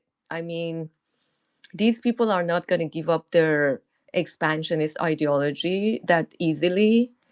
It's an existential situation, right, for Israel, because at this moment in time, they have completely tarnished any credibility in the international community. They're known for a genocidal state. Their prime minister, Netanyahu, is a world criminal. And they've already gone beyond a certain red line. And so they are in an existential situation. And so would they just succumb to a deal where they actually control all of the US politicians? Yeah, so does that answer your question, or is there something that I'm missing in your question? So yeah, as an Iranian, I would really look forward to that future, but not just as an Iranian for Iran, but also in terms of the regional cards that would be played on behalf of the resistance in the countries that are currently being under attack, even Syria, even Libya, because I feel like in terms of foreign policy and diplomacy, Iran is really a power to be reckoned with. And if they've proven that over and over again.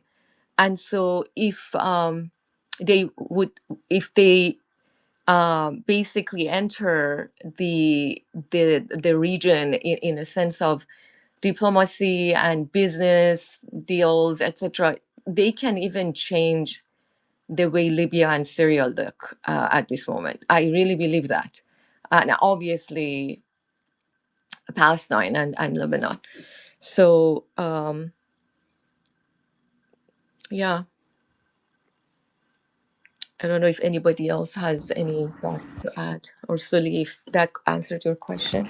No, no, it does. Yeah, yeah. Of course, anyone jump in if they want to add anything. Let's go to Games of Souls. Go ahead, Game of Souls. Give us your thoughts.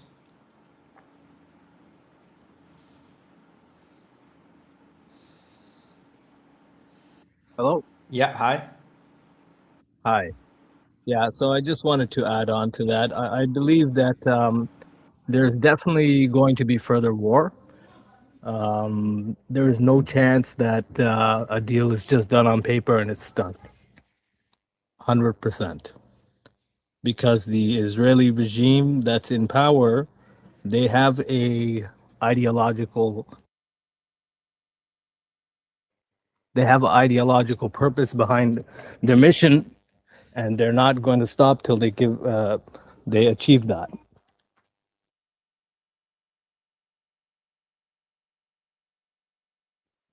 That's it. Anything else, or that's it? Yeah, that's basically it. Deep. Well, to me, Suleiman, I feel like if they do the deal and everything and they sign whatever, and Israel still does whatever it wants to do, Iran has the tools to do what it takes. I'm not going to say too much. I understand, but seriously, at that point, it's like, shut it down completely. Enough with this infrastructure. This thing has to go. Shut it down. Since they got rid of so many American, military bases, right?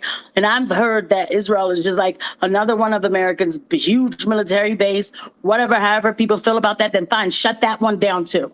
Because this world where people make deals and where people will sign and say, okay, we're gonna move in this manner, and then they think, no, we're going to do whatever else. Come on, it has to stop. Somebody has to stop it. And what's the incentive for, like, say, for example, Saudi or UAE? What's their incentive now to house US bases when they've proven that when it comes to it, they can't defend them? Like, why would they allow them to stay? That don't make any sense. There was one of the guys that if they get attacked, America would come to their safety, and then they haven't. Right. And at this point, I mean, sadly, and it's, it's just such a shame because I live here, right? But if that did happen, of course, America would go out to protect Israel, and it would take us down with Israel. This is not, of course, like a great thing that I'm saying. I understand the consequences of what's coming out of my mouth, but this has to stop. So we'll see what happens. But I think they're gonna, I don't know. We'll see what happens. Everybody's having like deal PTSD because they know that Israel is the rogue character in this situation that nobody is able to stop for some reason. But Iran, I just would have to think that they would have to shut down that operation. So I've just seen some more breaking news, Joa. You there, Joa? Is Joa there? No, I Yeah, think I'm he here. went to I'm here. sleep. I'm here. Oh. I'm Oh, here. I'm here. he's gone to the Mossad. I'm here. Oh, He went to get his instructions from the WEF, but he's back now. He's hanging his mezuzah. this one no one likes to tell this guy that girl. Oh my God. So Qatar Energy Joa has cancelled or deferred 17 LNG cargoes to Italy with force majeure extended all the way to mid-August. That's a 5-month disruption. What's your thoughts, Joa? Yeah, look, there's a lot going on there with the LNG. There, I know that we had Cyrus trying to convince people that it could be rebuilt in 5 months. I think is what he was saying.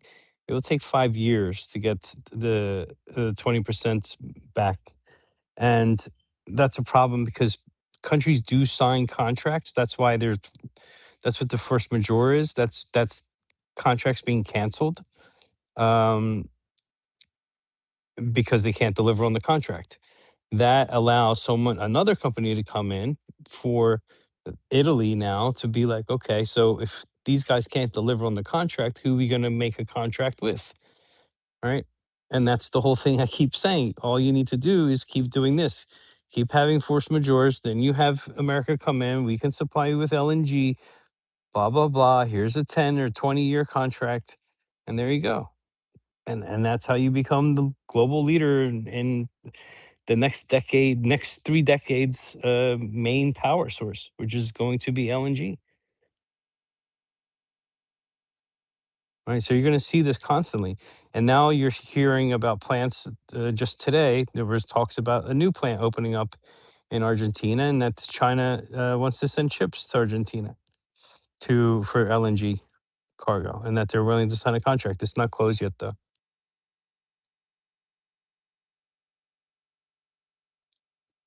The more I look into it, Suleiman, it's really hard to ignore. Like if anyone really spends more than 2-3 hours, it's really hard to ignore um, the rise of LNG exports from the U.S. and the fact that we've been attacking LNG routes and plants since Nord Stream, right? In Russia, we continue every 2-3 days. They're hitting drones on LNG plants in Russia. Why aren't they doing that if it's really about protecting Ukraine? Why aren't they doing that to military installations or military bases? Why are they attacking LNG plants? What's that have to do with the war with Russia being able to exert force in Ukraine?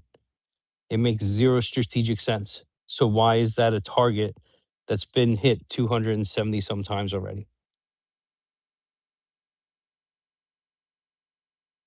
Why is U.S., who Trump was crying on social media, open the effing strait, you lunatic, right? Why does he seem like the strait's not really that big of a deal? Because he just keeps doing, we have a deal, then we don't have a deal. Then we have a deal, and then we don't have a deal. So why And is he making a deal now then, Joe? but is he making a deal? Because there's not a deal. Apparently they completely capitulated, I'm hearing. But there's no deal yet. Or am I wrong? Well, there's no concrete deal. Obviously, there are negotiations going on. But I guess it does seem like there is going to be a deal. Obviously, we don't know. As Professor But Morandi said, he sounded like he was very 50-50 about it. But, I you know mean, what I'm this just now, for example... Go ahead. it feels like the Camp David peace accords, right? Like where then Trump on a leaked video says, I knew exactly what I was doing when I signed that. We didn't define what our bases were, so I'm allowed to take all of West Bank because it's not defined by that deal. And then that's why it fell through. And he knew why it fell through, right? These feel like to the public, America wants to look like they're trying to do the right thing. And to some enemies that don't understand what's happening, or enemies or even allies that don't understand what's happening, but the reality is he doesn't want the strait open. There's enough ships coming through to keep the oil prices high, which right now helps America and it creates contract defaults or force majeure that then U.S. can step in and say we'll do the delivery, and then Middle East loses its power. It'll still be an energy exporter. It just won't be the main one. Yeah, but based on your thesis, then there won't be a deal, right? Yeah, there won't be a deal. If we see a deal, I see that deal being undone within 48 hours. That's That's funny. my thesis. So Ibrahim Azizi, the head of the Iran's Parliamentary National Security and Foreign Policy Commission, says that the US has been begging for a deal for a very long time. He said, quote, "It was early in the second week of the war that the Americans, through this same Mr. Asamania, presented proposals. I witnessed it firsthand. The request for a ceasefire, the request for negotiations, and even the famous 12-point proposal came from the American side to Iran." So he's basically saying within the second week, things were so bad that America was asking for a deal, a ceasefire. Yeah, I just don't. I don't. Like I said, there's things that are theater, and then there's reality. And if US wanted a deal, they could make a deal.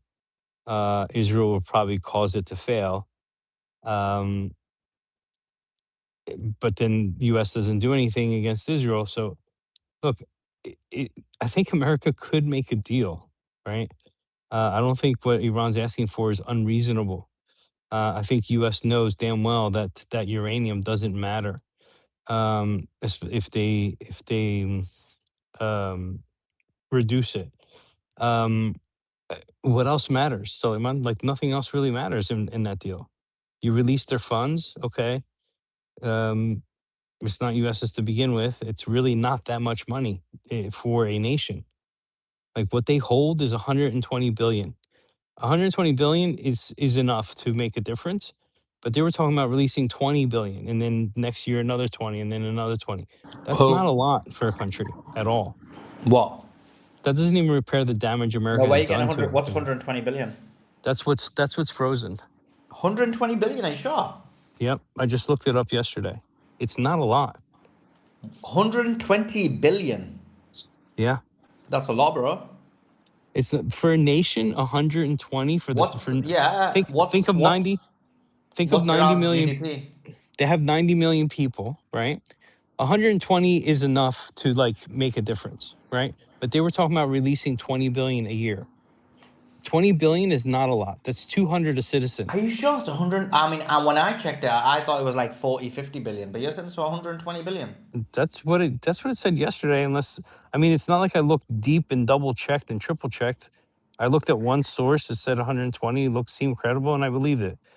Most times I double triple check. I didn't on that on So that figure. when I checked, it was like China's got like 20 billion, Korea's got 7, Qatar's got 6, Iraq's got 6, India's got 7. US has the smallest amount; it's a few billion. That's what I thought, but you're saying it's more than that, right? Which I'm probably could saying be. total. I'm saying total seemed like 120. Okay. What is their GDP?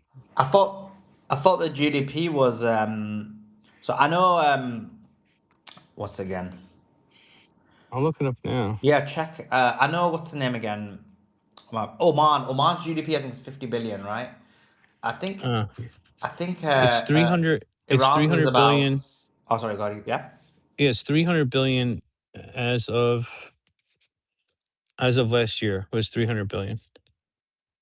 So 100 billion would be significant.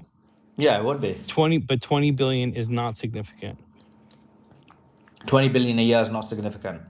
No, it's I not think like it's a a good huge. no, but it's a good top up. You see, because think Oh about yeah, it. for sure, it's good. Because you're getting 20 billion, and it's more of a thing like it's our money and give it back to us. How much did they get from Obama? From Biden. I'm saying it's Solomon from the perspective of to the U.S. 20 billion is not a lot, right? From the perspective of what can they do with 20 billion, it would be repairs and infrastructure. Like it's not enough to be like, okay, now we're going to go full defense, build up our military a ton. It's not something crazy at all. But Suleiman, you asked the question. The Biden, it was, I believe, what was it, 6 billion? Did it even reach them yet? Because I know everybody was trying to say So that as Biden's soon was as 6 Biden gave them the money to billion, Hamas. and this guy's gonna give like what, 120 billion. No wonder the Israelis are crying, bro. Is that why the Israelis are crying? Oh. Well, they're crying because they just crying. Yeah, that's part of it too. They're crying because they're not getting their regime change. Ballistic missiles all gone and proxies. Remember that was like the first thing, the regime change. No weaponry, basically, no ballistic missiles, and no aid to the proxies. And then it was supposed to be like Pahlavi that was supposed to go in there, start, running Iran, like as if that was ever going to happen. But yeah, so they got nothing. By the way, there's two KC tankers in the air from Tel Aviv to the Persian Gulf, so could be anything, but just watch out for that one. So yeah, this is crazy. Like, I just don't get it. Like, I just never thought Trump would concede so badly. Like, it's a good thing, obviously, we want that, but I'm just shocked that he conceded so badly. But he didn't concede, did he? If this deal is true, he's conceded, bro. I know But your what position deal? is the deal's not going to go through, which is fair enough. That's a fair point to make. I'm not even disagreeing because me, I'm more towards it not going through. I think for someone like Professor Morandi, I was expecting him to say, I don't think it's going to go through. The fact that he was like, I'm 50-50. I'm paraphrasing because he didn't say 50-50, but you know what I mean. You're basically, it's all up in the air. Because look, I've seen the one deal, and then I saw the other one. Now that they have to sign the Abrahamic Accords, which it seems like that's not going to happen. I wouldn't believe that would happen either. That's not even part of the deal, though. But that's what Trump just wrote recently. Or are you talking about No, something else I'm unaware of? Trump was demanding the Gulf, all the Muslim countries, actually, it's not just the Gulf nations, that Yeah, because Lebanon's not on there, strangely enough, by the way. Sorry? Lebanon is not on there, not as part of the request.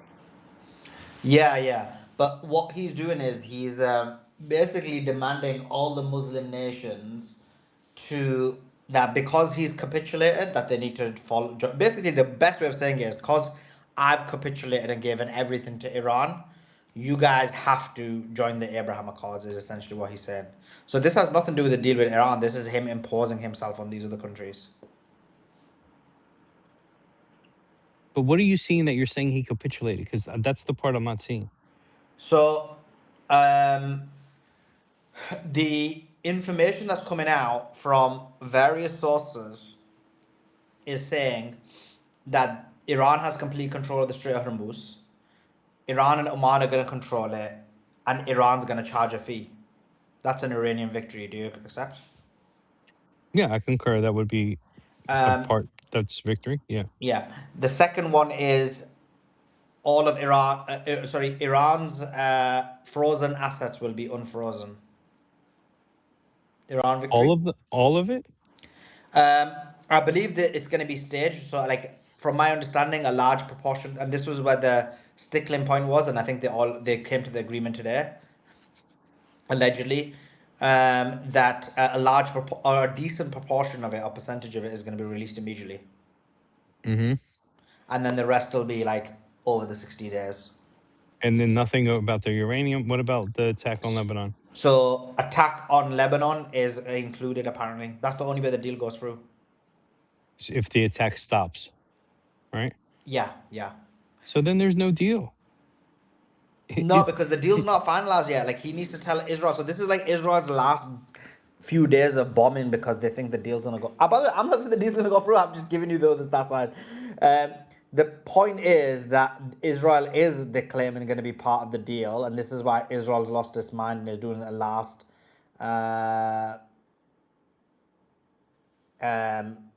bombing on Lebanon. So that's another part of the deal. Obviously, without Lebanon, there will never be no deal. But the claim is that actually Trump's accepted it, and he's told Netanyahu to accept it.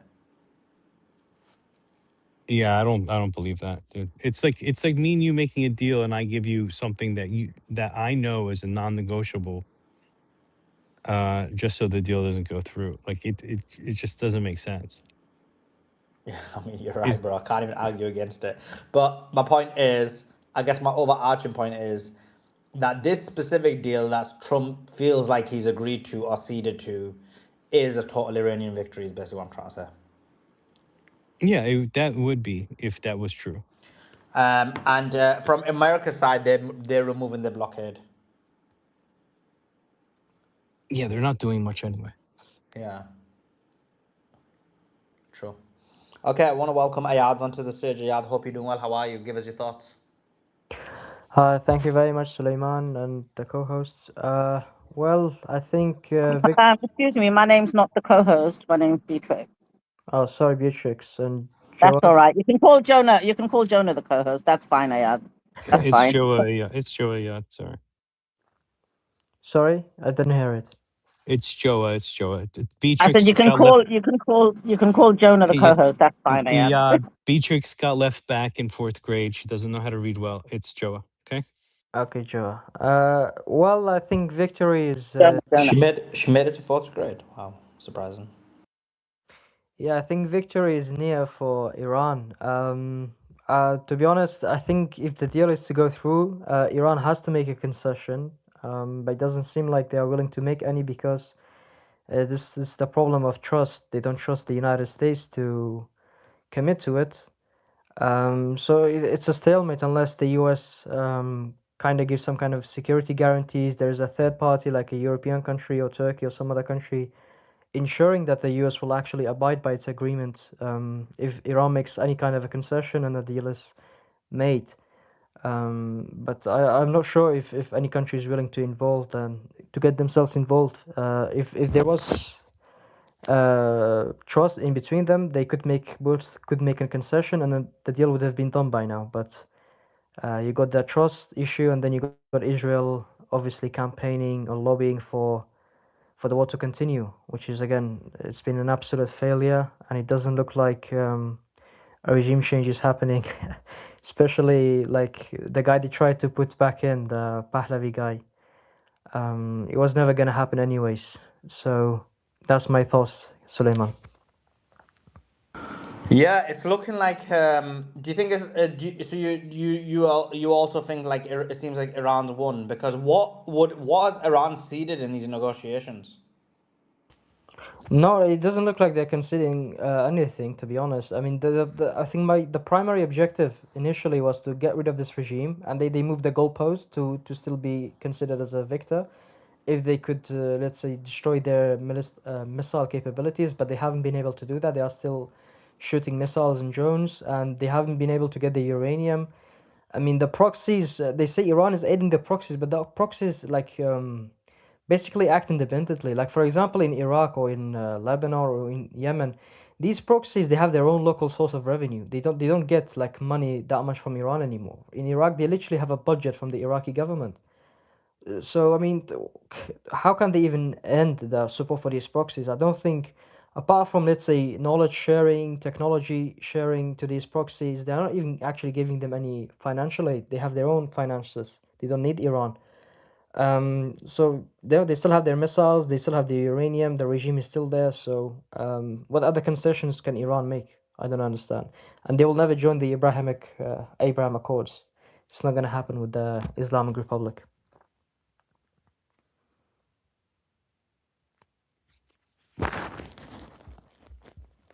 Yeah, but then this means, I mean, just from the US perspective, this is like a major concession, major loss, right? Like, they've not, I know you're saying they've not achieved anything, I agree with you, but it just seems like this is just total capitulation, right? Like, you would have thought in a negotiation they try and ask for something at least.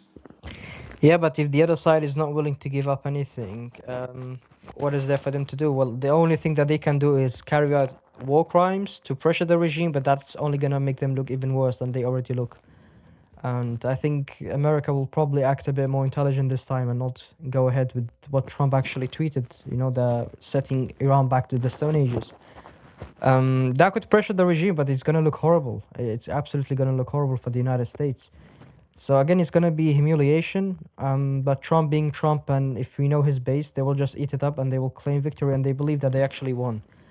It's similar to what Iraq tried to do in the Iraq-Iran war. They invaded Iran on the idea that they can conquer or take some territories, especially in Khuzestan.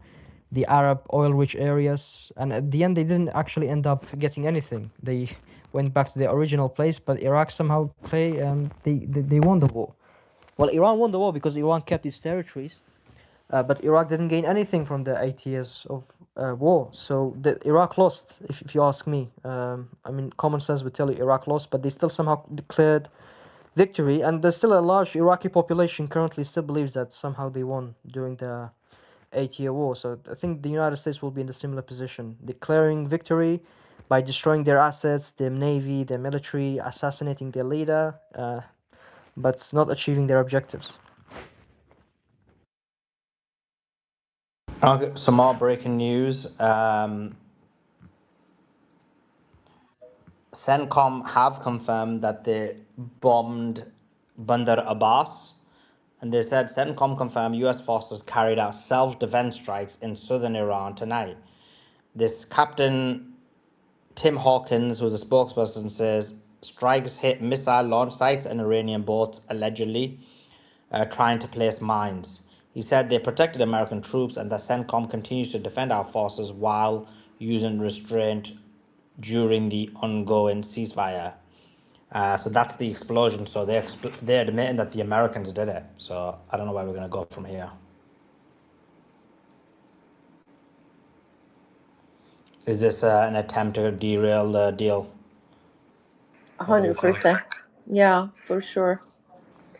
I also just saw on an Iranian sort of podcasting news thingy in Iran that apparently they were drones and rockets going towards an American like tanker or boat or something of that sort, and then there were returned fires on Bandar Abbas and a couple of other islands actually in Iranian islands. Yeah. That the Americans hit Bandar Abbas, you were saying? Yes. Yeah. Basically, according to Al Jazeera, it was the Iranians started it. They attacked a vessel ship, and then the Americans reacted against it. Then they killed several IRGC members. But Iran so far has only declared one personnel that was killed, according to Al Jazeera, by the way.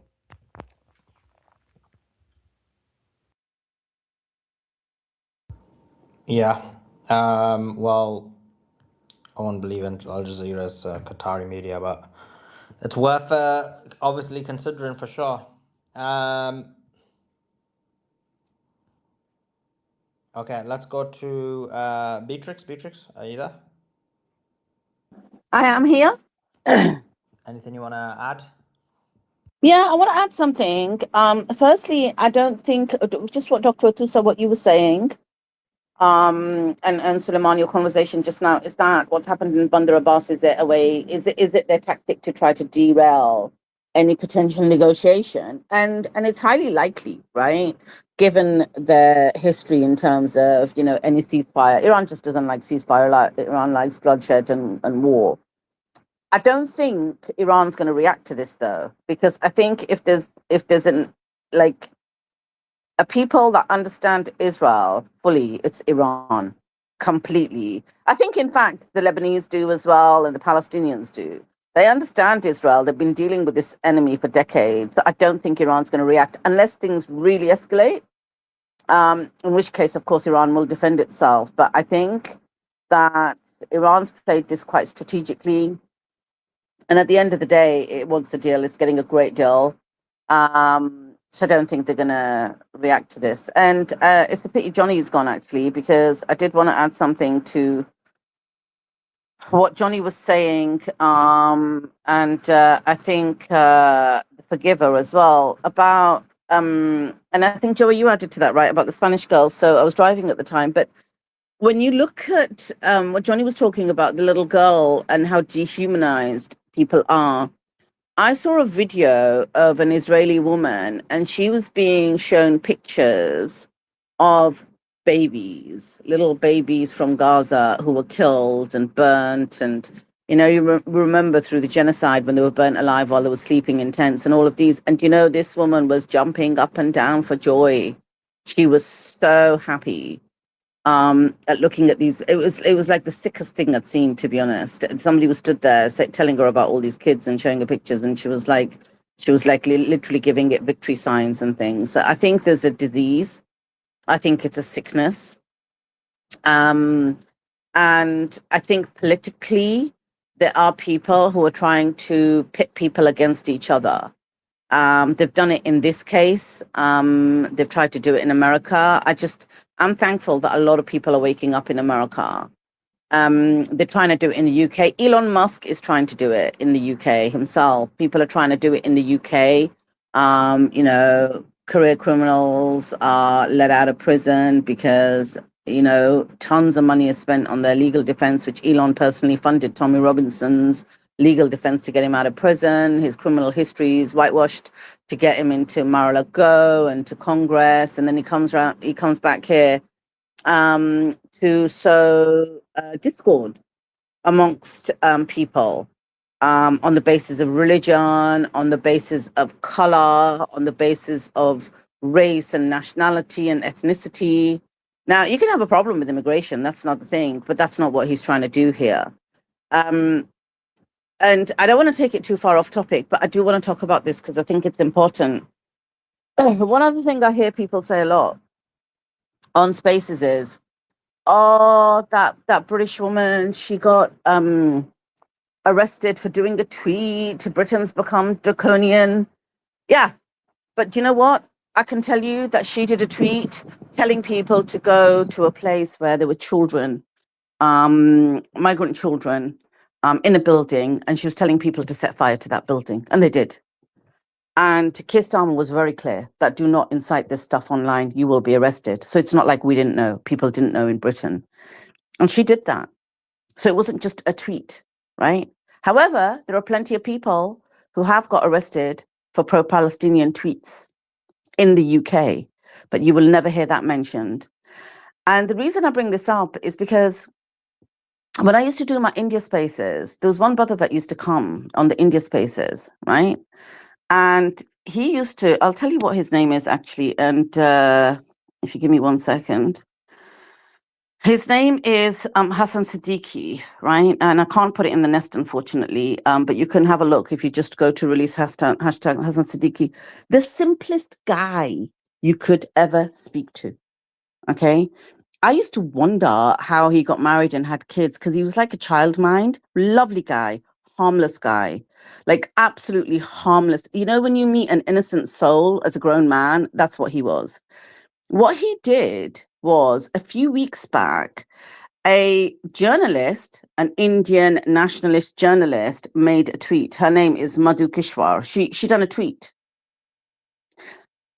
He reposted her tweet verbatim, word for word. And you know what? She never got charged, arrested, nothing. He got arrested. His bail has been denied 4 times. His bail got denied again today. I have zero doubt he's been beaten in prison. I'm in touch with people who are in touch with his family, and they keep denying his bail because how dare he do that tweet?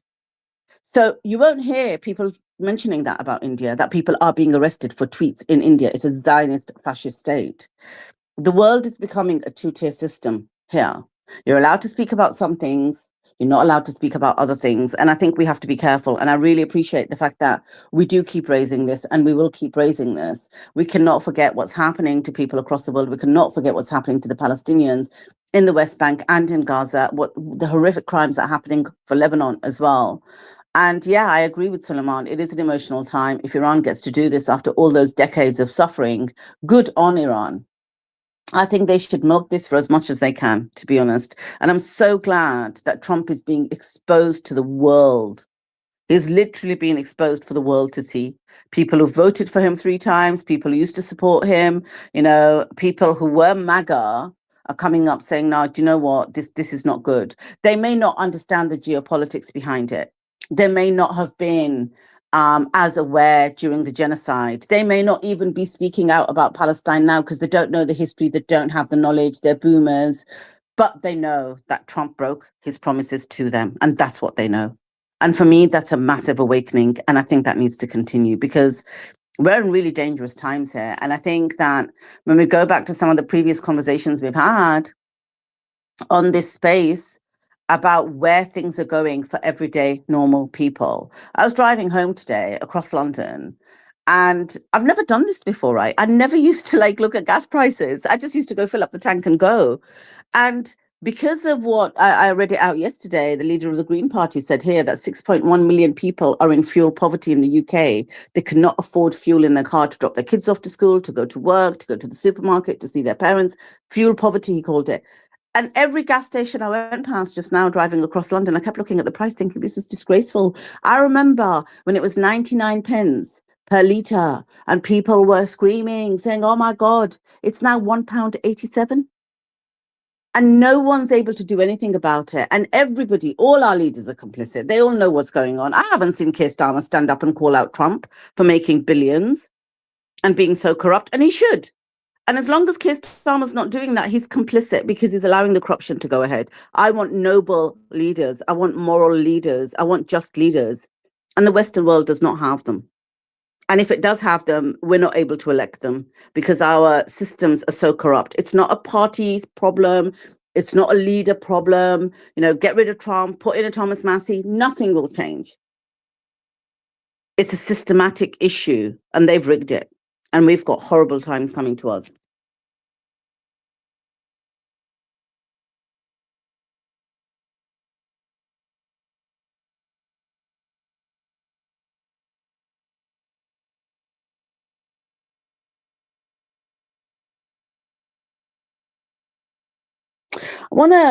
I'll pause for that, to be honest with you, but I want to ask Joa.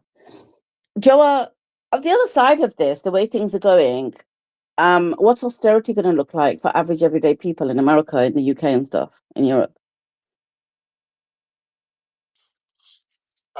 Look, I don't know about America, but I was on a space the other day and people were talking about why does it seem like everyone's on edge? And a lot of people were complaining about it. Feels like people aren't as nice on the street. And I really think it's like there's a psychological, besides the fact that oil prices are higher globally, right? Which to some people hurts more than others. And we all know that. The one thing every human being craves, it's part of our human nature, is safety. And when you have a world where there's trade tariffs and there's no trade tariffs, there's international law, now there's no international law. There's the UN, but oh wait a minute, one country can veto everything.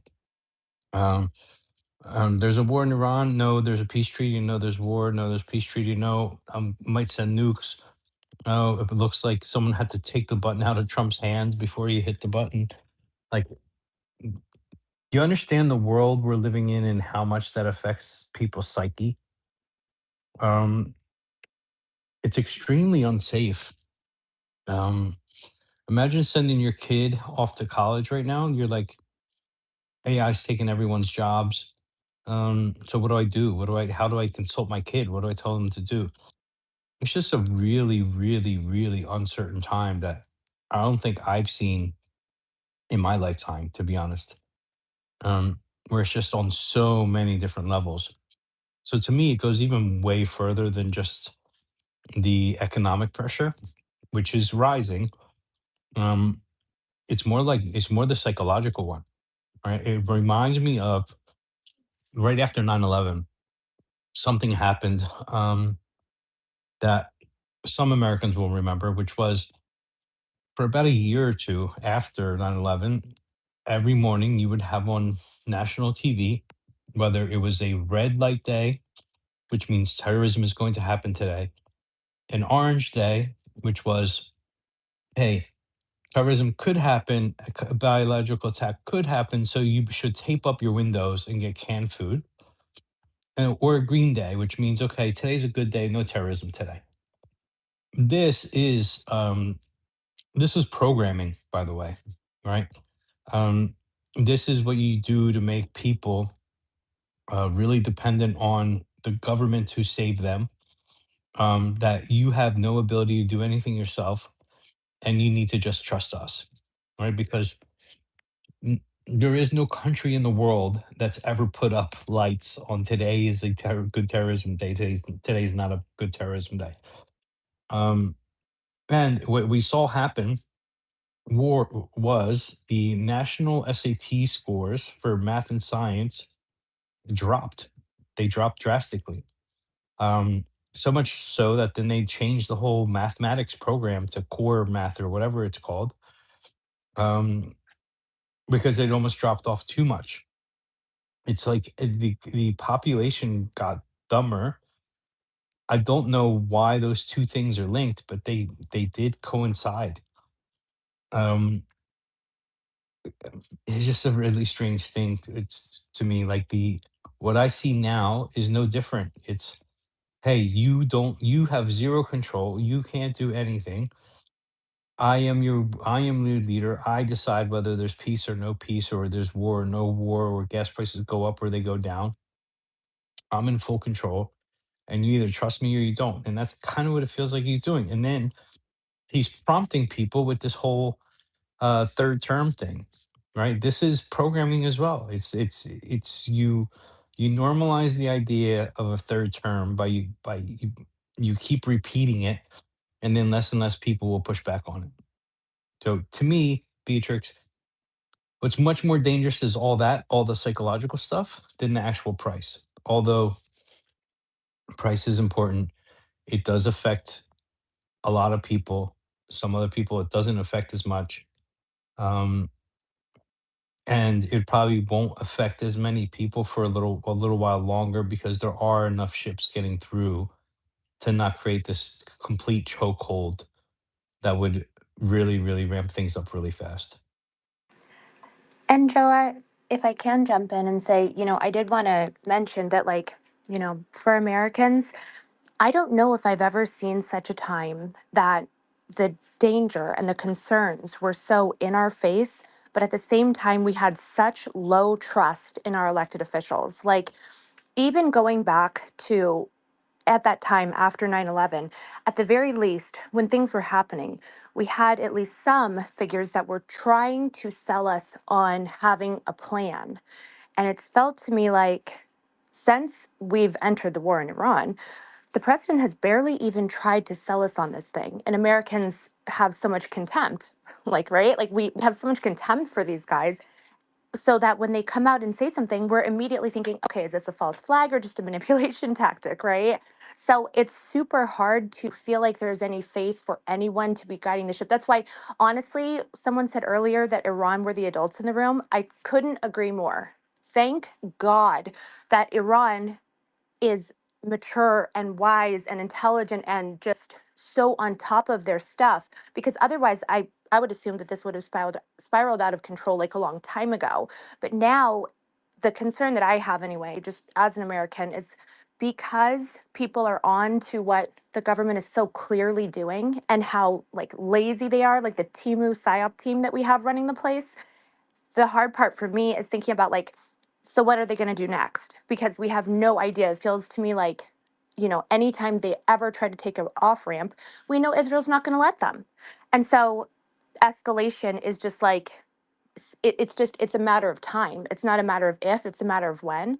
So it's very, very stressful. I did want to say though, one little note of hope. I was hanging out with a friend of mine and some of her kids who are like teenagers, right? Young teenagers, 13, 12, 14. It was a bunch of these little boys. And it was right when Trump had his most recent assassination attempt. And I'm listening to these kids, these little kids, and they are talking about the fact they're like, oh, so what's Trump doing? Oh, an assassination attempt? Are you sure? And then they were like buying some fish and chips, and one of them goes like, inflation, and he was laughing about like how it was more expensive for him to buy this food. And I thought to myself, you know what, the kids are all right. It was a nice moment to be like, the kids, the next generation, they are on to this. We have to do something to make it better in the meantime. But it was impressive to see them like kind of laughing off like this assassination attempt. I mean, these are kids, right? And so I'm just glad that the boomers, bless them, bless them and keep them. But at the very least, they're going to need to make a new plan for dealing with this next generation because they are not buying it even for a second. Yeah, thanks for that, Anna. I want to come back to what you just said and what Joa said, but just before I do, Al Jazeera is reporting that Netanyahu has ordered, and this might have been covered before, and if it has, my apologies because I did join a bit later today, but Netanyahu has ordered the Israeli military to intensify strikes against Hezbollah in Lebanon and to quote unquote crush the armed group. So Netanyahu has ordered the Israeli military to intensify strikes against Hezbollah in Lebanon to crush the armed group. Now, language aside, what he's basically saying is we ain't giving up Lebanon and we're going to keep killing people until I get what I want. Two questions based on what you said, Joel. Number one, I don't disagree with what you said, but my question is that how many are people really aware of what's happening, do you think? And I'm not talking about the fuel price increases. I'm talking about in terms of what's happening at the level that you talked about, number one. So when you talk about Trump kind of planting the seed of his third term to normalize it, I do believe that is true. And I do believe he's serious about it. I don't think he's joking. He's mentioned it more than once. He thinks he's just untouchable, right? So when he's planting the seed, do you think people are awake or aware enough to realize what he's doing? And this, and generally, are they aware enough No, across the board? And the second no. question is, do you think Trump is seriously considering a third term? Go ahead, Joe. Yeah, no, I don't think people are aware that people are aware that there's a war in Iran. People are aware that, a peace deal's coming, then it's not coming. And the reason why they're aware of that is because, the news is reporting when Trump says that there's a peace deal and then there's not a peace deal. Right. So they are aware of that. They're not aware of any of the minutia at all. They're not aware that that is programming, just like they weren't aware before. Like I mentioned this a long time ago.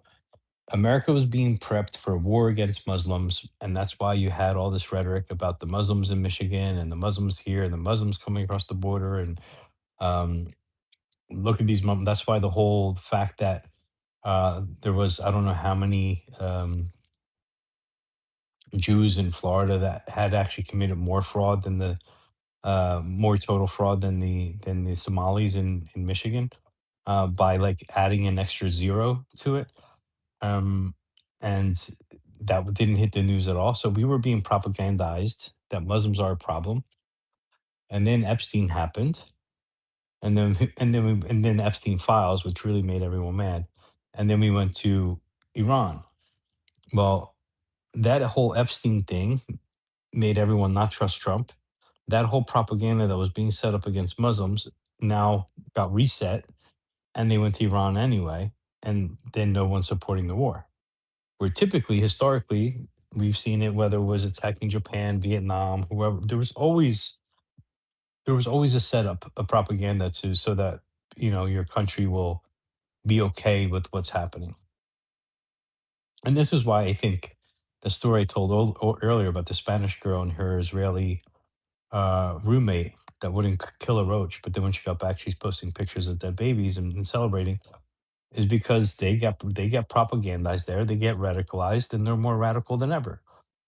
Um, so do I think he'll run a third time? I don't like to me, and I know this is being very cold and cynical, and I don't want anything to happen to anyone, but he is a very old man who has been obese most of his entire life. I've seen him in person. He's way more obese than he looks on normal camera angles. Um, Most of the time, these people are dead by this age, right? I don't think he lasts a third term, although he might want to try. I just don't think you know, he'll probably be one of the most oldest obese people on the planet at the time. At that time, no, but But if you look at him, he is looking a little younger, right? And I found out that he was going to Qatar to get blood transfusions. So I don't know what that does. I don't know if that works, if it doesn't work, but we'll see. When But was he someone doing that that, size, Joe?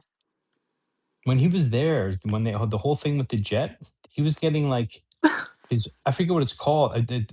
If you ozone your blood and it cleans it, like I looked into it actually. Like your blood comes out very maroon looking, and then after it gets cleaned and everything, it's super red. It takes out all the antioxidants, blah blah blah. It's supposed to have all these benefits. He did that, and this is like Mhm. But this Joe, is you could do literally that here too. You could get the ozonated blood. yeah. So why is he going to Qatar to get it done? Maybe it's baby blood. I don't know. Maybe it's like a different kind of blood that you can get here for it, like legal Adrenochrome. adrenochrome. I mean, I'm just saying. I mean, if you're saying he looks younger, But definitely here. I mean, look at him. He does look a little bit. He was looking worn out about yes, last year, for and sure. now he's looking. His skin's looking tighter. He smiles more Mhm. like Interesting. something I changed. haven't paid attention to, because I just don't watch him at all on television. But anyways, that's interesting that you're saying that that he got something in Qatar or somewhere. Because What does yeah, go ahead. what does ozoning your blood do? Or I don't even know if I'm saying it right, but It adds a different, so it's oxygen, but with an additional electron. Oxygen has 2 electrons. Okay, that's why it's called O2. Ozone is O3. So it can donate an additional electron to your system, which has a negative charge. Negative charge in the body amounts to, so that additional donation of a negative charge radically expels sort of dead cells, free radicals, inflammatory markers. So yeah, but there are clinics that they would do it here too in the US. It's pretty much a new technology. I don't trust it because it's almost like a dialysis machine. Not yeah, exactly. it looks Yeah, scary to be honest when I correct. saw it. Yeah, really scary. I mean, I don't recommend it if anybody is considering it, if especially if you're younger and you don't have any health risks, meaning like you're healthy, you don't need to, do anything to get better. But like, yeah, because it's almost like a dialysis machine. Your blood exits your body, goes through the machine, and adds ozone to the blood, and then it returns to your body. um, and so it's not a simple procedure, even though it's done very much outpatient in clinics, regenerative clinics, etc. Has he done that? Maybe, but he could do it here. But if he did get a blood transfusion, which I've heard a lot of these leaders do get, especially in those parts of the world, it's younger people's blood. Even if it's not straight up adrenochrome, which means a tormented kid, their Yeah, blood, yeah, the Brian Johnson protocol basically, where he gets his son's blood. that's exactly right. Exactly. So, I mean, Yeah. yeah. So, which I mean, this is completely like a nightmare scenario we live in, honestly. Like At least now the vampires are just doing it more. They're not taking it from the neck. They do it in the hospital. they're not taking a bite out of your neck. Exactly. Exactly. But yeah, come to think of it, this desire to live forever, I think there is something demonic about that. I don't think there is anything natural about that. Like to live, to be immortal or to preserve your youth forever. Life is supposed to be about getting older and wiser and live your life to the fullest. Yeah, but Hopefully, beyond. if you don't Mhm, have faith, Dr. Tusa, like if there's no faith that you have, that you go somewhere else, mhm. I understand it. Do you know what I mean? Like Yes, exactly. it's understandable. For sure. And that's why I feel it's demonic to have these desires for, immortality, etc. Like there's something really dark about that. And honestly, when I look at like these people when they get really old, even though someone was saying they live a little bit younger, but they completely look not human. Like look at was it David Rockefeller or another one of the Rockefellers, Rothschilds, Soros. I mean, look at the way they look. Oh my gosh. I mean, it's almost like a reptile that's shedding skin and there is no light in the eyes and no glow. You know, we all have an aura, and this it's like they lose their aura. Maybe they never had it, honestly, but it's like you're getting old, you know, you're on 20 different pills. And anyways, I don't want to rant. I can go on that You long. know what, though? Here's the thing, right? What amendment is it of the Constitution that he'd have to? I can see, Joa, if there's any mics, because my screen's flickering, but I can't see any mic requests. But I'm sure somebody's. Can you bring them up for me, please? There's an amendment, isn't there, in the Constitution? Is it 21 or something that he'd have to repeal to run a third term? That's the first thing. The second thing is, I hear what you're saying, right, about the blood transfusions and stuff. If he's gone to Qatar to have them, and you know, for his health or whatever. Like, you think, like what you said about Joe, his age and stuff, and his health and his obesity. Are we forgetting the condition that Biden was in when he led this frigging country? Nobody can tell me he was normal. I mean, and compos mentis. You know, he was calling out dead people. People he'd been at the funeral of a week ago. He was calling them out, saying, "Where's that person in the room? I can't see them." He couldn't walk off a stage, left or right. The amount of times his mind has had to come on. And they will keep him there because he was useful for them. I think it's really scary time. Yeah, that's true. Look, there is one thing I don't think Americans would allow that to happen. To be honest, I don't think our military men would allow that to happen, or maybe that's just me with hopium, you know, wishful thinking. Uh, I, I think our American soldiers would stand up to someone trying to become a dictator in America. ICE would probably fight for him, and you'd have ICE against the military or something like that. But I guess that's why he funded ICE so much. Um, I don't know. Well, I Anna, mean, you he were going did to say let something. I'm Yeah, curious. I was just going to say that, I mean, it is interesting because he did, kind of allow and even prop up the January 6th thing last time. So it wouldn't surprise me at all if he did, with his third term actually mean it and then actually try to figure it out. But I was going to say that also with them taking away the nuclear codes from him, are we sure that he's not kind of checked out, and having Kushner or whomever actually kind of running the place, and if he gets too out of line. I mean, it feels to me like although he does still have some mental sharpness, he certainly doesn't have like the advanced dementia that it seems like Biden had. It doesn't seem like he really is in charge. So someone is definitely running stuff, and it does not really appear to be him. You think Trump might have this, Anna? Well, I don't know if I mean, it doesn't seem like he has dementia like Biden did, right? But at the very least, it does sound like they had to take the nuclear codes away from him a couple weeks ago, right? Somebody, when he was trying to make further moves. And so I do wonder if they've kind of taken his responsibilities away, have him kind of installed as that figurehead like they did with Biden. And now whoever it is kind of running stuff. I don't know if that was the adrenochrome or whatever. Yeah, no, Anna, it makes sense. It makes sense. You know what? I do understand what you're saying, because clearly that's what happened. Somebody was running stuff under Biden's reign, right? It definitely wasn't Biden. Definitely wasn't. And I just wonder how his wife let Biden, because I mean, obviously the guy was suffering. Oh, everybody got muted. Okay. Oh, who's doing that? That was me by accident. This is why you can't have him as a co-host. Do you know what I mean? Amateur hour. Anyway,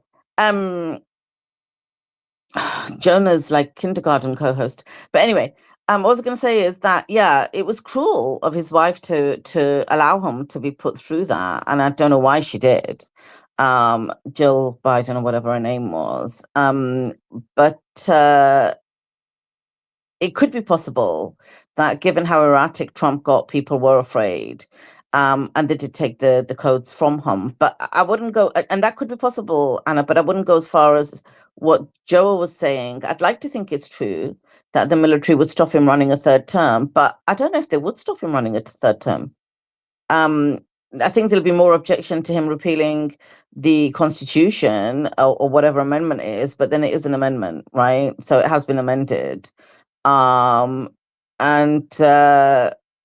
he would probably say something, I could just see him saying something like the ballroom isn't finished, and because it's my ballroom and it's named after me, I have to be here to make sure, this is critical. I don't know if he's just floating the idea because he's trolling people, or if he's definitely floating the idea, and there could be some truth in what Joe was saying. He's floating the idea to normalize it because he is that narcissistic.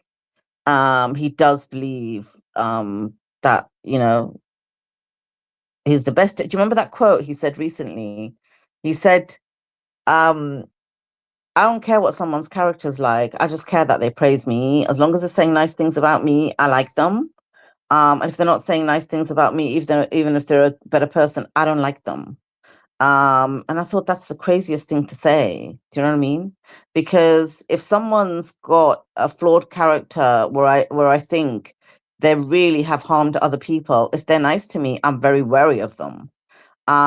If somebody doesn't take to me, but I see that they're a genuinely decent person, honest and stuff, I still respect them. It doesn't matter how they feel about me. I respect their character. And that's how I think most people are, which is crazy. Sorry, Anna, you were going to jump in and then we'll go to Mandy. Go ahead, Anna. Oh, I was just going to say that, whether he runs for a third term or not, we still have to deal with this person for the next 2 years, right? And the feeling I keep having is, when he got elected, it was interesting that, like, none of the usual suspects were freaking out about it as much as we would have expected them to be.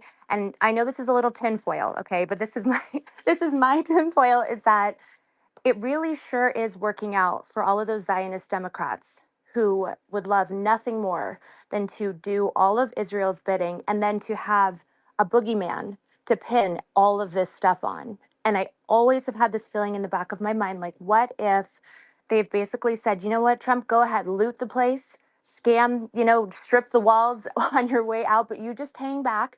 But we need you to be with us on this Middle East stuff. And then that way we have somebody to pin all of it on and blame all of this mess for. But, we'll still get the job done. In the meantime, you can go and enrich yourself and your family with all this blatant corruption, because he has not been impeached. I mean, no, there has not been this huge public outcry. There's probably 2 Democrats out there that have even said anything. And so the idea that they're not flipping out, like their constituents are like freaking out, right? They sure are lucky, aren't they, that they have somebody that's right there doing all the stuff that they want to do, and then they can go and blame every single thing on. Who's even leading the Democrats at the moment? Is it still that, what's her name, Kamala? She, you know what? She's out there. I think she's on the WEF circuit right now or something. She's promoting some book. Why are you I'm attacking pretty Joel? sure. I know. I thought that's why he muted us earlier, because we were catching on to the Davos plan, But I don't, that's the thing. The Democratic Party has abandoned every single responsibility that they've ever pretended to have, right? And so guys like Cory Booker still around. I mean, I think Schumer's still, they dig Schumer up every once in a while when they need to float him out there, but pretty much no one. That's kind of the problem. And so there isn't this, you would think that if they actually had a problem with this, then whoever is planning to be the Democratic nominee or whatever, or even, I mean, Obama, please, I can't even think about it right now. It makes me too upset. But you would think that there would be some Democrats with a spine out there who would be willing to get up and say, hey, maybe this is a bad idea. And then have a little bit of coalescence around that, instead of just playing, let's pin the vote on the swing vote on the villain of the week. They have like 7 Democrats that will always, one of them will pull trig and just do the wrong thing, and then they can blame it on that person, and they can vote with Fetterman and get everything that Trump wants done. So my feeling is that I think it's coordinated. That's really what I think, and I think they're happy to have Trump just wheel him out there, blame it all on him, and then he can go back to whatever, Bitcoin he's trying to pump and dump his own voters on. Yeah, I agree, Anna. You know what? The thing is that in this at this stage, it's just complicity by the Democratic Party. They don't want to stop Trump doing the things. They both work for the same master, right? So they don't want to interfere in the work that's getting done by their masters. Because what they should have done is had their strongest leaders all over the airwaves, non-stop, back-to-back interviews, back-to-back statements, calling out Trump, calling out the fact that he's being corrupt, talking about I would like them to go as far as talk about the Menard School, talk about, the cost of lives to Americans, talk about the austerity, the fuel price rises for Americans. They should have, this is their one job they had to do, was call it all out for Americans. And that's why I asked who's still leading it, because I've seen radio silence. But Beatrix, I disagree only from one point. If the Democrats were all out there pushing heavily against Trump, what winds up happening is you wind up making Republicans dig their heels in more in defense, right? The fact that the Democrats are not out there, I think, is allowing Republicans to criticize Trump without feeling guilty because they're not taking the Democrat side. They're just taking normal American side. So I actually kind of like the fact, although I know what you're saying, but I think it typically has the opposite effect, because if your home is the Republican and Democrats are talking bad about Trump, you automatically feel attacked as a Republican, typically in America, right? They did this on purpose with Reagan, where they made party politics identity, part of identity, where before it didn't used to be identity. And now it's so cemented in people that if any Democrats attacks a Republican, they feel like they're attacking them. So I like the fact that they're very silent, because it's allowing people to look at what's going on with a different lens, right, and criticize their own party without having to worry about defending their identity. That's a fair point, Joa. I did want to mention, it seems like the Democrats' main priority now has been trying to go and what did they do the other day? They didn't indict him, but they did something to Hassan Piker, some leftist streamer who's like a popular leftist streamer, and it feels like Subpoenaed him. They subpoenaed him. Thank you. Yeah, I mean, and it's like, so that's For the going to focus. Cuba as well, right? And not Nick Shirley? I'm sorry, what are we doing? Like, what are we doing? What are we talking about? It's just, it is so the Democrat Party has left every single one of its voters behind. That's my feeling. It's like they are so happy to focus on anybody who is actually doing their thing. Because I hear what you're saying, Joa, that they're pulling the Chinese method of don't interrupt your enemy while they're making a mistake. But at the same time, this is such a critical moment in the world. And last time I checked, there are so many lives being lost in Lebanon, in Gaza. This is a really critical moment. So for them to just have absolutely no spine, it's really disgusting. I don't think they're doing it on purpose. I just think there is no leader in the Democratic Party at the moment. But There's no I want to say something. Let me just give some news. So Al Jazeera breaking news says US forces have reported to have attacked sites in southern Iran. Al Jazeera saying US forces have reported to have attacked sites in southern Iran, and that's in the last 15 minutes. And that's breaking news from Al Jazeera's breaking news site. So we're going to keep you updated on that, guys, right? The Americans are saying the ceasefire is not over. Our attacks were defensive. Defensive of They're what? saying what?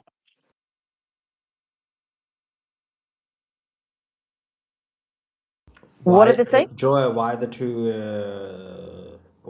speaking at the same time now? By the way, do you know if those strikes were done by Israel or USA? Okay, listen, Ray, I don't know who brought you up, but if you speak without me coming to you, right, so this is the content. Ray, put your hand up. If you speak without me saying, Ray, please unmute your mic and talk, I will drop you. I promise you. Everybody else can jump in, but Ray has to put his hand up. Disavow. That's supremacy. Yeah, it is chick supremacy. Supremacy against Indians. Well, I didn't know he was an Indian, but anyway. So Suleiman, what was the news you just read out? The ceasefire, what? Yeah, the ceasefire is not over. Our attacks were defensive, US official. Defensive to freaking what? Sorry, Anna, what were you going to say? That's exactly what I was going to say, Beatrice. Like, in defense of what? That sounds like nonsense to me. They're claiming that the Iranian ships were putting mines in the Strait of Hormuz. So what? They own the Strait of Hormuz now. There's only an environmental fee that they're going to pay. It's true. Yeah, it's true. It's true. It's just funny that you said. It's actually true. Just to let you know, just before we give the mic back to Beatrice, guys, we've got so many fire interviews. I just need to let you know about them. We have Lieutenant Colonel Karen. Is that how you pronounce the name, right? Kowalski. Kowalski. Daniel McAdams, Lucas Leroy, and then tomorrow we've got Colonel Wilkerson at 3 p.m. and Robert English from Lebanon. He's reporting from Lebanon, so golden interview. And tomorrow Matthew Ho as well, and Anthony Aguilar. So we've got some golden interviews lined up. Some would even say they are pure gold. Beatrix? Yeah, thank you. I want to just say something. And Mandy, I know you've come up and She's what? speaking. I am. Can anybody else hear me? Hear Yeah, I can Yeah. hear Solomon. my phone switched out. 1 second. Let me reset. Oh, he's going to reset so he can come back and hear me because he doesn't want to miss what I have to say. Check that. He's worried about dropping the space, Solomon. If he didn't have to hear you, I think he'd think it was It's an coming. Is afterthought. resetting and coming back so he can hear me because he's worried about missing the golden words that I'm about to say. But Mandy, I know you're waiting, and I'm going to come to you in 1 second. I just want to say Guys, something, I'm right? back. Zio attack. They're trying to take me out. Trying to take the phone out. Although I guess God was trying to help me by not being able to do Beatrix. But then once I saw Joe unmute his mic, and I was like, I got to listen to Joe, so that's why I came back. Go ahead, Beatrix. Yeah. I think there's some truth in what you guys were talking about, right? That if the Democrats started attacking Trump, the people that have woken up to Trump would find it their obligation or their duty, or they hate the Democrats so much that they would double down and support Trump because it is that partisan. And that's really concerning.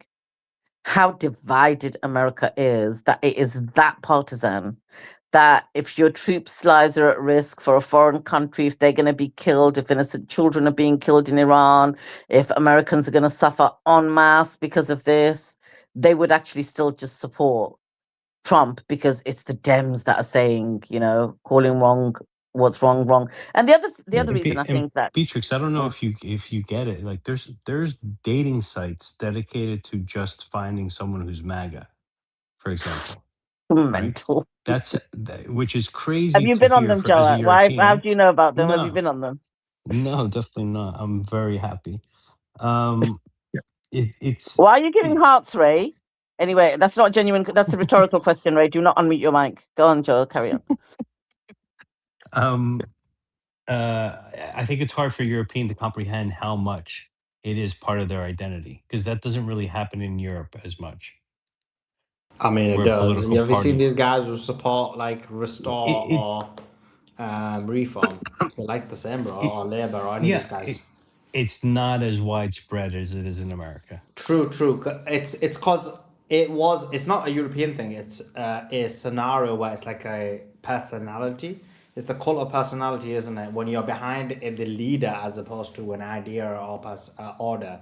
Like, so you don't follow a person based on ideology. You follow them based on that individual. And so this is what I'm saying. Like in the UK now, you're seeing, for example, although he's created by Musk, what's the guy's name? Rupert Lowe is an example of someone who's mimicking this whole Trumpian style thing, and then everybody's kind of worshipping him in the same manner. So it's just a cult of worship as opposed to ideology, I thought. But let's get right into the conversation because we are gonna have the interview in about 5 minutes. Wait. Can we go to Mandy first? She's been waiting very patiently Have you on the not been for all panel. that time? That's a bit tight. No? Okay, No, Mandy, we jump haven't. in. Hey, can you guys hear me? We can, Mandy. Thanks for waiting. Jump in, love. Yeah, no problem. Thanks for having me in here, number one. But two, I was just listening to somebody, it might have been you, and you were talking about how they don't have any faith, so they want to live forever. And in my mind, if somebody is afraid of dying, that is a lot of proof to me that they're afraid of where they're going. I think these people are afraid of where they're going. Who is Satan, the father of lies? If I made a deal with him, I'd be pretty scared. So I actually think also that Trump is not afraid. He can do whatever he wants. He's a man operating above the law right now, as a lot of people around the world are. If we look at what happened with Fauci, if we look at what happened with Biden and his entire administration just being pardoned, they're untouchable. He's not afraid of what's going to happen to him. I mean, look, he was a Democrat, a New York Democrat, at the same time that Jeffrey Epstein was in New York with him at the same time. So these people are above parties and politics like that. It's a club, and we're not in it, as George Carlin would say. They're going to protect their own at the end of the day, and they work for the same people. Yeah, I agree, Mandy. You're absolutely spot on. And you know what? That's another reason why the Democrats can't call out Trump on anything, because they literally were the party that took America into a genocide and funded a genocide. So what moral grounding do they have? They work for the same masters. I appreciate you, Mandy. And you know, tomorrow, just come up like a bit earlier because I would like to speak to you a bit more. I think Suleiman's getting ready to go to interviews. But appreciate you, Mandy. Thank you. And Ray, please unmute your mic and speak now. Oh, thank you for having me on the panel. I just was listening to see like if it was. I've got two questions. One, I see the title says Trump demands Abraham Accords. He's demanding that from Iran. He wants Iran to normalize Israel. Is that what he wants? And my second question is, you mentioned some strikes that happened in the South.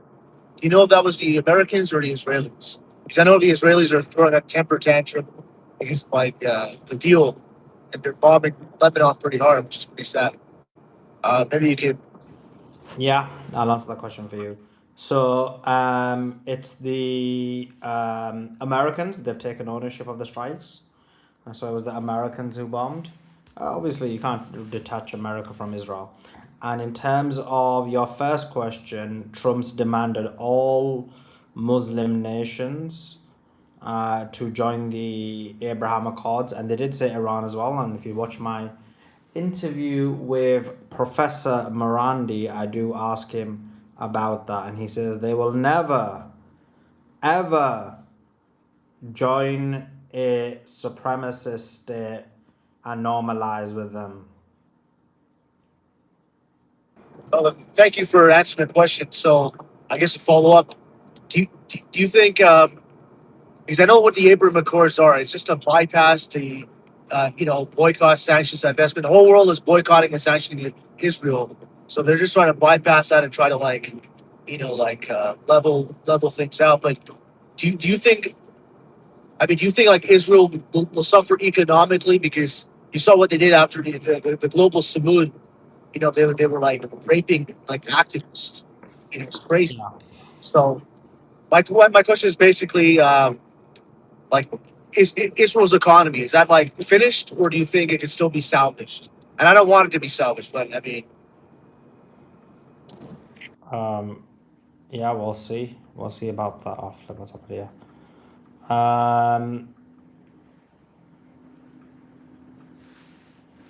Okay, so guys, just to let you know, there is a tweet in the nest, and it's not in the nest, Flip. Let me put it in the nest. Sorry, it's in the YouTube. It's in the YouTube. It's pinned on the YouTube. It is the link for the other stream. So if everyone can come over to the other stream, it is so it's the other channel. So this channel is the Suleiman Ahmed channel, but we're gonna move over to the Moral Resistance channel. So if everyone on YouTube can come across there, that will be fire. And yeah, if everyone can come across there, that would be golden. I am going to end this channel in a second. And yeah, we're going to, perfect interview to have with Lieutenant Colonel, oh crap, Lieutenant Colonel Karen Kowalski, I think her name is. I never get her name right though. Okay. So we've got her coming on now, and I kind of had everything ready, and now I'm like a minute over, which is not good. So yeah, if everyone can come across, we've pinned it, and everyone come across to the other channel. It is golden. Yeah, cool, the mic's working. Awesome. Oh, there he goes. Hi, how you doing? Can you hear me? Yes, I can. Okay, brilliant. We're about to start in about 30 seconds. Thanks for joining. Okay, so I need to start here. Yeah, come across, guys. I'm just going to end it now.